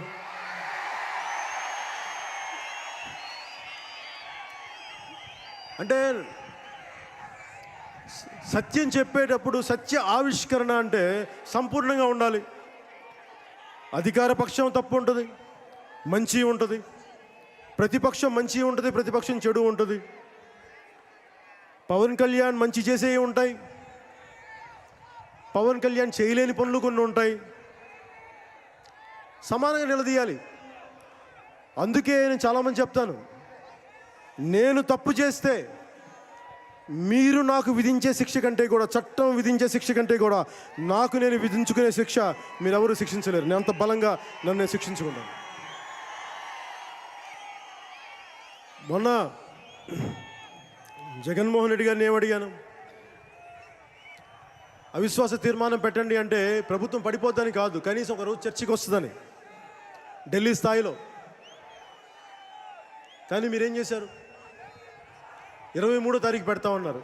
ఇప్పుడు చూశారు కదా బడ్జెట్ ఎలా పెట్టారు. అరగంటలో చేతులు దులిపేసి మొత్తం పెద్ద దేశానికి సంబంధించిన బడ్జెట్ అరగంట తోసారు. ఒక దేశ బడ్జెట్నే మీరు అలా చేస్తున్నప్పుడు ఆంధ్రప్రదేశ్ ఎంత అండి? మీరు పెట్టే అవిశ్వాస తీర్మానం ఎంత అండి జగన్మోహన్ రెడ్డి గారు? ఇది నమ్మశక్యంగా ఉందా? 29 సార్లు ముఖ్యమంత్రి చంద్రబాబు గారు వెళ్తే నాకు అపాయింట్మెంట్ ఇవ్వలేదంటారు ముఖ్యమంత్రి గారు. మరి విజయసాయి రెడ్డి గారికి 1.5 గంట అపాయింట్మెంట్ ఎలా ఇచ్చారండి? మాకు అర్థం కావట్లేదు. అది దాని వెనక మర్మం ఏమిటి? దాని వెనకున్న మతలబు ఏంటి? అది ప్రజలకు తెలియాలి. అంటే ముందే మీరు మాట్లాడుకుంటే మీకు ఓట్లేసే ప్రజలు దూరం అవుతారని చెప్పి మీరు అలా ఆలోచిస్తున్నారా? అందుకు అలాంటివి ఏదైనా ఉంటే నేను ఎందుకు చెప్తున్నానంటే ఇవన్నీ ఈ ఓట్ బ్యాంక్ పాలిటిక్స్ నిజంగా నాకు అసహ్యం, విసుగు. ఈ రోజు నుంచి మీరు ప్రతి ఒక్కరిని నిశ్చితంగా పరిశీలించండి. పవన్ కళ్యాణ్తో సహా, జనసేనతో సహా ఎవరు ఎలా మాట్లాడుతున్నారు, ఎంత నిలబడతారు, నిబద్ధత ఉందా, నిజాయితీ ఉందా, వారికే మీరు అండగా నిలబడండి. నాకే నిలబడమని నేను చెప్పట్లా. కానీ ప్రజల్ని మభ్యపెట్టే వాళ్ళు ఎవరినైనా సరే మీరు నిలబడితే అది మీ చాయిస్. కానీ దాని పర్యవసానాలు మళ్ళీ మీరే వహించాల్సి వస్తాయి. ఈరోజు నా 25 కోట్లు ఒక్కొక్క నియోజకవర్గాన్ని ఖర్చు పెట్టడానికి డబ్బులు సిద్ధంగా ఉన్నాయంటే ఎక్కడి నుంచి వస్తున్నాయండి?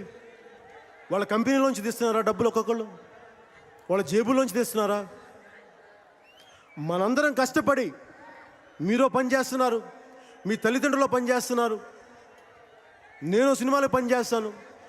మనందరి సమిష్టి కష్టాన్ని ద్వారా వచ్చే డబ్బు ప్రభుత్వ ఖజానాలోకి వెళితే ఆ డబ్బుల్ని రకరకాల నిధుల రూపంలో బయటికి తీసుకొచ్చి వాళ్ళ జేబులోకి వెళ్ళిపోతున్నాయి. ఆ జేబులను తీసుకొచ్చి మళ్ళీ ఏం చేస్తున్నారు? మళ్ళీ మన ఓట్లకే పెడుతున్నారు. ఎంత తిప్పి కొడితే 2500. సరే, నేనేమంటానంటే 2019 ఎన్నికలకి జనసేన దగ్గర డబ్బులు ఉండవు, డబ్బులతో వద్దు మనకి. కానీ వాళ్ళ దగ్గర డబ్బులు బాగున్నాయి, ఆ డబ్బులు తీసేసుకోండి, అనుమానం లేకుండా బలంగా తీసుకోండి. 2000 కాదు 5000 కావాలని చెప్పి తీసేసుకొని జనసేనకి ఓటేసేయండి, మొత్తం జనసేన గెలిపించేయండి.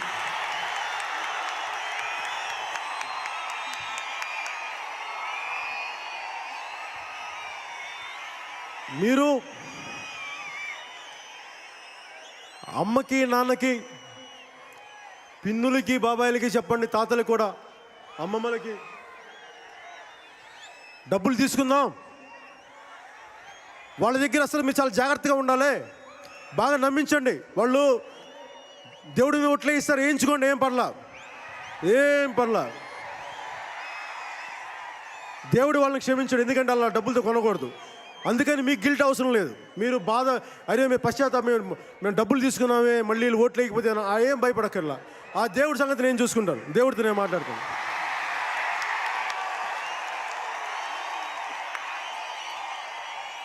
మొత్తం మత ప్రచారకుల్ని, మత ప్రబోధకుల్ని, పూజారుల్ని, స్వాముల్ని, ముల్లాల్ని అందరితో మాట్లాడి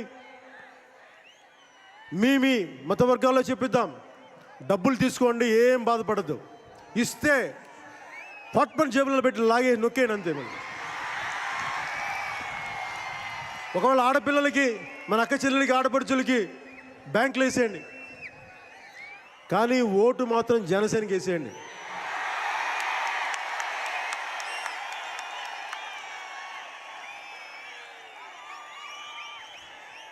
దివ్యాంగులు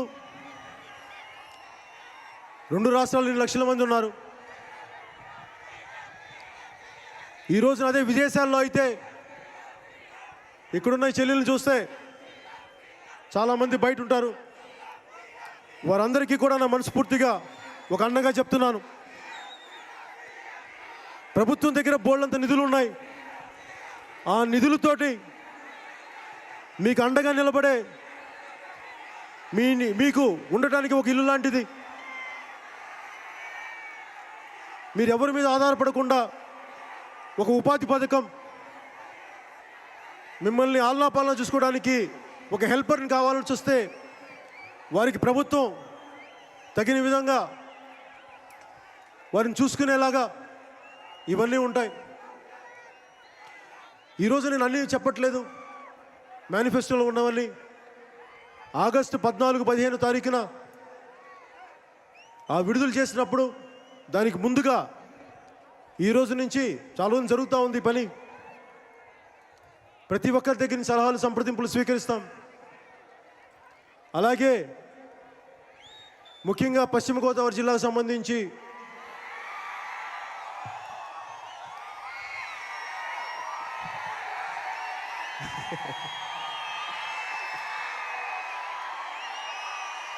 అల్లూరి సీతారామరాజు ఊరు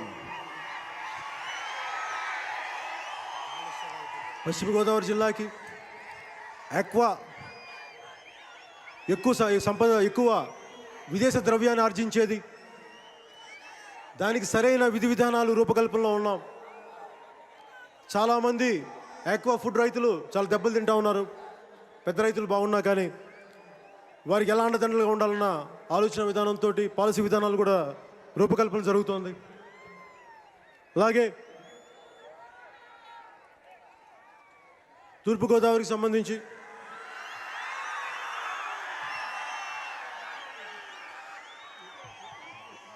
అక్కడ కాకినాడలో పెట్రోల్ ఫ్యాక్టరీ రావాలనుకున్నాం, రాలేదు.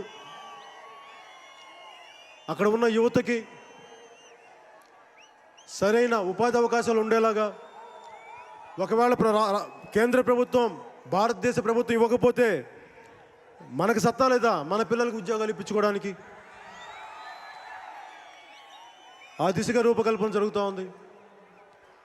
అలాగే వైజాగ్లో రైల్వే జోన్ రావాలి అంటే నిన్న చాలా కరాఖండిగా భారతదేశ ప్రభుత్వం చెప్పింది, మేము ఇవ్వమని చెప్పి. దాని మీద మనం ఉద్యమాలు చేద్దాం, పోరాటం చేద్దాం, అది వేరే విషయం. కానీ ఒకవేళ అది ఖచ్చితంగా తీసుకొద్దాం. ఈ ప్రభుత్వం కాకపోతే ఇంకో ప్రభుత్వానైనా సరే పోరాటం చేసి సాధిస్తాం. విశాఖ రైల్వే జోన్, దాన్ని అయితే వదిలేదు లేదు. మనం విశాఖ రైల్వే జోన్ అంటే సరదా కాదు, అనేక ఉద్యోగాలకు అవకాశాలు. ప్రతి ప్రభుత్వం రాష్ట్రాల్లో ఏమంటున్నారు, యువతకి బోల్డని ఇస్తాం, బోల్డంత యువత నుంచి పిండి చాలా ఉంది, డెమోగ్రఫిక్ డివిడెండ్ అంటారు. లాభం ఎలా వస్తుందంటే మీరు పెట్టుబడులు పెట్టకపోతే యువత మీద. యువత అంటే మీ ఇంట్లో ఉండే పిల్లల యువత, బయట పిల్లలు ఉండే పిల్లల యువత కాదా? అందుకని మనం ఇవన్నీ ఆలోచిద్దాం. అలాగే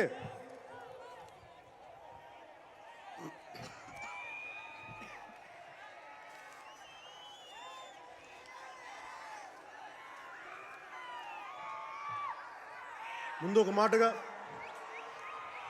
ఈరోజున జనసేన పార్టీ మెంబర్షిప్ మీరు ఎన్రోల్ అవ్వడానికి, సభ్యత్వం తీసుకోవడానికి ఎలా చేద్దామని చాలామంది అన్నప్పుడు నేను ఒక సందర్భంలో చెప్తానని చెప్పాను. ఈరోజు నా సందర్భం వచ్చింది. నేనేం చెప్పానంటే, ఏమైనా నేను పెద్ద టెక్నాలజీ వాడే వ్యక్తిని కాదు. నేను నా తమ్ముళ్ళకి, నా అక్క చెల్లెళ్ళకి, నా అన్నదమ్ములకి, మా ఆడపడుచులకి చాలా సింపుల్గా అయిపోయింది. ఒకటి చెప్పండి, ఒక నెంబర్ నొక్కితే మెంబర్ అయిపోవాలి అంతే జనసేనకి, అంతేగాని కూర్చోబెట్టి నాకు ఈ మొత్తం చెప్పగలను. దానికి తగ్గట్టుగా జనసేన టెక్ టీం ఒక వినూత్నమైన దానికి శ్రీకారం చుట్టింది. ఒక మిస్డ్ కాల్ ఇస్తే ఒక నెంబర్కి మీరు జనసేన పార్టీ మెంబర్ అయిపోతారు. ఒక్క మిస్డ్ కాల్ అంతే, గొడవ లేదు. ఆ తర్వాత మీకు ఇష్టమైతే అది అడుగుద్ది, ఇంకా ఏదన్నా మీ డీటెయిల్స్ ఇవ్వాలి అనుకుంటే ఇవ్వండి, లేదు మిస్డ్ కాల్తో మేము మెంబర్షిప్ అయిపో, ఓపిక లేదండి, సంతోషం, ఏం పర్లా. ఆ నెంబర్ ఒకసారి జనసేన పార్టీ సభ్యత్వం తీసుకోవాలంటే ఒక సింపుల్ మిస్డ్ కాల్ ఇవ్వండి. 93-940-2222. ఇంకొకసారి 93-940-2222. దీనికి ఫోన్ కొట్టండి, ఒక మిస్డ్ కాల్ ఇవ్వండి. మీకు నాకు చెప్పాను కదా 2 గుంటలే దూరం అని, ఒక్క మిస్డ్ కాల్ దూరం మీకు నాకు, అంతే.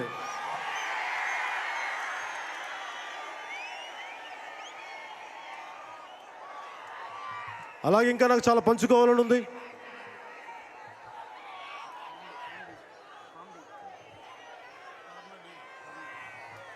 అలాగే డాక్టర్లు కొరత ఉందన్నారు, గిరిజనులకు సంబంధించిన సమస్యలు ఉన్నాయి,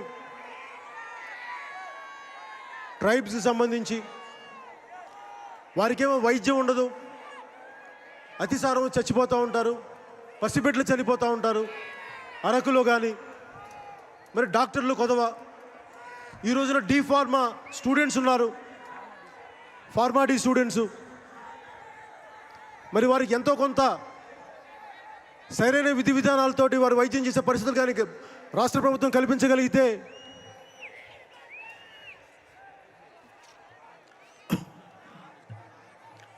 అక్కడ అతిస్వరం ద్వారా చిన్నపిల్లలు కలరావు చనిపోయే పిల్లలు చావులు తగ్గుతాయి, నివారించవచ్చు.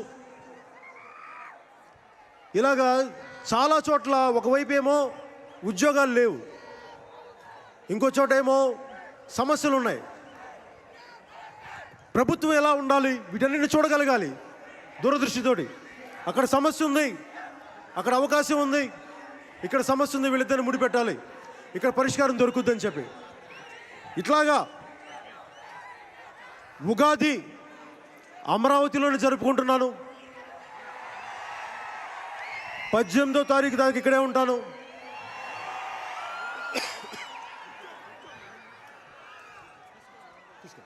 తీసుకో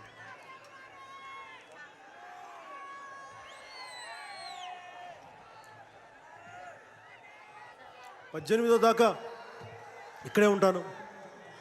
అలాగే మీకు ఇంకా చాలంటే ఇది ఒక రోజులో చెప్పేవి కావు ప్రజా సమస్యల మీద. నేను చెప్పాను 25 సంవత్సరాలు ప్రజా జీవితానికి ప్రజాసేవకి అంకితం అవుతానని చెప్పి. ఈరోజు కూడా అదే మాట మీద నిలబడి ఉన్నాను, పారిపోను కూడా. అలాగే తెలంగాణకు సంబంధించి జనసేన పార్టీ కార్యకర్తలు తెలంగాణ నలుమూల నుంచి వచ్చారు. నేను జనసేన నిర్మాణం, అది కూడా కొత్త రాష్ట్రం కాబట్టి అక్కడ సరికొత్త యువ నాయకత్వం తెలంగాణకి జరగడానికి, న్యాయం జరగడానికి జనసేన పార్టీ అండగా ఉంటుంది. నాకు సరికొత్త ఉద్యమ రక్తం, వేడి రక్తం ఉన్న తెలంగాణ యువత కావాలి. అలాగే ఆంధ్రప్రదేశ్లో కొత్త నాయకత్వం కావాలి, కొత్త యువ నాయకత్వం కావాలి, పెద్దవాళ్ళ సలహాలు కావాలి. కానీ దానికి ఒక పర్సంటేజే ఉంది నా దగ్గర. ఎక్కువ శాతం నేను కోరుకుంటున్నది సరికొత్త నాయకత్వం, సరికొత్త యువ నాయకత్వాన్ని అసెంబ్లీలో ప్రవేశపెట్టాలి అని నేను మనస్ఫూర్తిగా కోరుకుంటున్నదని ఆ దిశగా అడుగులేస్తుంది జనసేన పార్టీ. రేపటి నుంచి కలిసి వచ్చే పార్టీలు ముందుగా సిపిఎం, సిపిఐ పార్టీ నాయకులతో ఇక్కడున్న జనసేన కార్యాలయంలో చర్చలు జరపబోతున్నాం. స్పెషల్ కేటగిరీ స్టేటస్కి సంబంధించి ఏం చేయాలి, దీని మీద ఎలా తీసుకెళ్ళాలి అంటే, ఒక రోజుని ఇచ్చి ఇంకో రోజు ఇవ్వమంటే చేతులు మడుచుకుని కూర్చునే వాళ్ళం కాదు. మేము పౌరుషం ఉన్న వాళ్ళం, ఆత్మగౌరవం ఉన్న వాళ్ళం. మేము పోరాటం చేస్తాం. అంతేగాని మీరు ఇది అనుకున్నాం అలా కుదరదు. పోరాటం చేసి తీరుతాం. కాకపోతే ఇది నేను చాలా జాగ్రత్తగా తీసుకెళ్తాను. ఆఖరి మాటలుగా, ముగింపు మాటలుగా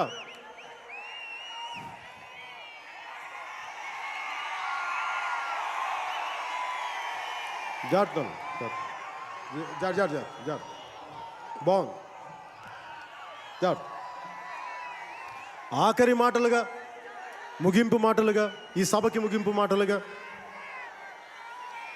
నేను మిమ్మల్ని రోడ్ల మీదకి తీసుకురావడానికంటే ముందు మీరందరూ అనుకోవచ్చు, ఎలా ముందుకు తీసుకెళ్తావు ఈ పోరాటాలని. కాకినాడ సభ జరుగుతున్నప్పుడు నన్ను అందరూ అడిగారు, ఏం చేయబోతున్నాను నెక్స్ట్ అని, ఏమైనా దీక్ష చేస్తారా అని. నాకు మనసులో చాలా సంవత్సరాల నుంచి ఉంది. ఈ రోజున ఈ సభాముఖంగా చెప్తున్నాను, అవసరమైతే ఆమరణ నిరాహార దీక్షకు కూడా కూర్చుంటాను నేను. అవసరం అయితే కాదు, అవసరం పడుతుందని అనుకుంటున్నాను. ఎందుకంటే మీరందరూ చదువుకునే పిల్లలు, పని చేసుకునే యువత. మీరు బాగా చదువుకోండి, ఉద్యోగాలు చేయండి. రాజకీయ పోరాటాలు మేము చేస్తాం. మిమ్మల్ని నేను బయటికి రమ్మని చెప్పను, మీ మీద బాధ్యతలు పెట్టను, మిమ్మల్ని బలిదానాలు అడగను. బలిదానం అవసరం అయితే పవన్ కళ్యాణ్ బలిదానం చేస్తాడు. మీరు సుఖంగా ఉండాలని మనస్ఫూర్తిగా నేను కోరుకుంటున్నాను.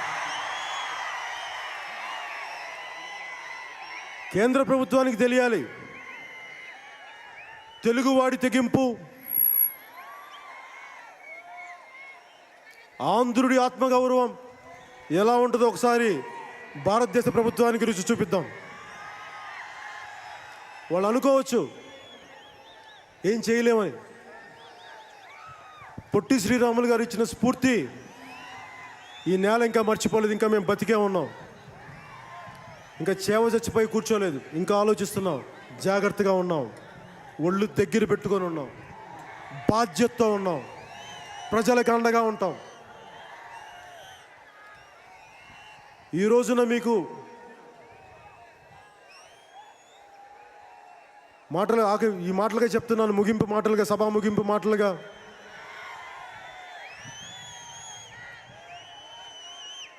పోరాటం చేస్తాం, రోడ్ల మీద పోరాటాలు చేస్తాం.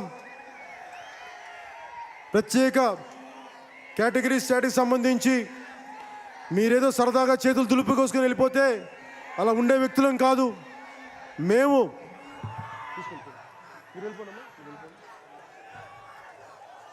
జాగ్రత్తగా వెళ్ళిపోవాలి.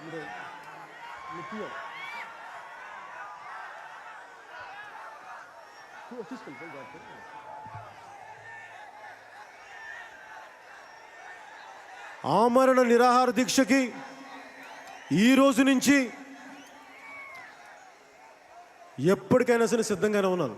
వాళ్ళు కేంద్ర ప్రభుత్వం ఏదో ఒక సమాధానం చెప్పి, భారతదేశ ప్రభుత్వం, గవర్నమెంట్ ఆఫ్ ఇండియా చెప్పి తీరాలి మనకి. అంతేగాని మేము అనుకున్నాం ఇప్పుడు ఇవ్వమంటే కుదరదు. మేము పోరాటాలు చేస్తాం. అవసరమైతే నా బలిదానంతో సహా దాన్ని దయచేసి గవర్నమెంట్ ఆఫ్ ఇండియా, రాష్ట్ర ప్రభుత్వం, ప్రతిపక్షం, ప్రతి ఒక్కరూ మీకు సవినయంగా నేను తెలియజేసుకున్నాను. అంతేగాని మీరు ఏదో డ్రామాలు చేసి పార్లమెంట్లో చేతులు దులిపేసుకుంటానంటే ఇక్కడ సిద్ధంగా అవునా బాబు అని చెప్పి చెవిలో పువ్వులు పెట్టుకొని కూర్చోడానికి మేము సిద్ధంగా లేరు. చాలా బలంగా, ఎందుకంటే ఇది ఒక్క స్పెషల్ కేటగిరీ స్టేటస్ సమస్య కాదు. ఇది ఒక ప్రెసిడెంట్ అయిపోద్ది. ఈ రోజున పార్లమెంట్లో మాట ఇచ్చి రేపొద్దున ఇవ్వమంటారు. అది రేపొద్దున ఏ చట్టానికైనా వర్తిస్తాయి. అవును అప్పుడు ఎప్పుడు ఇచ్చావు ఇప్పుడు ఇవ్వమంటాం. అలా జరగడానికి లేవు.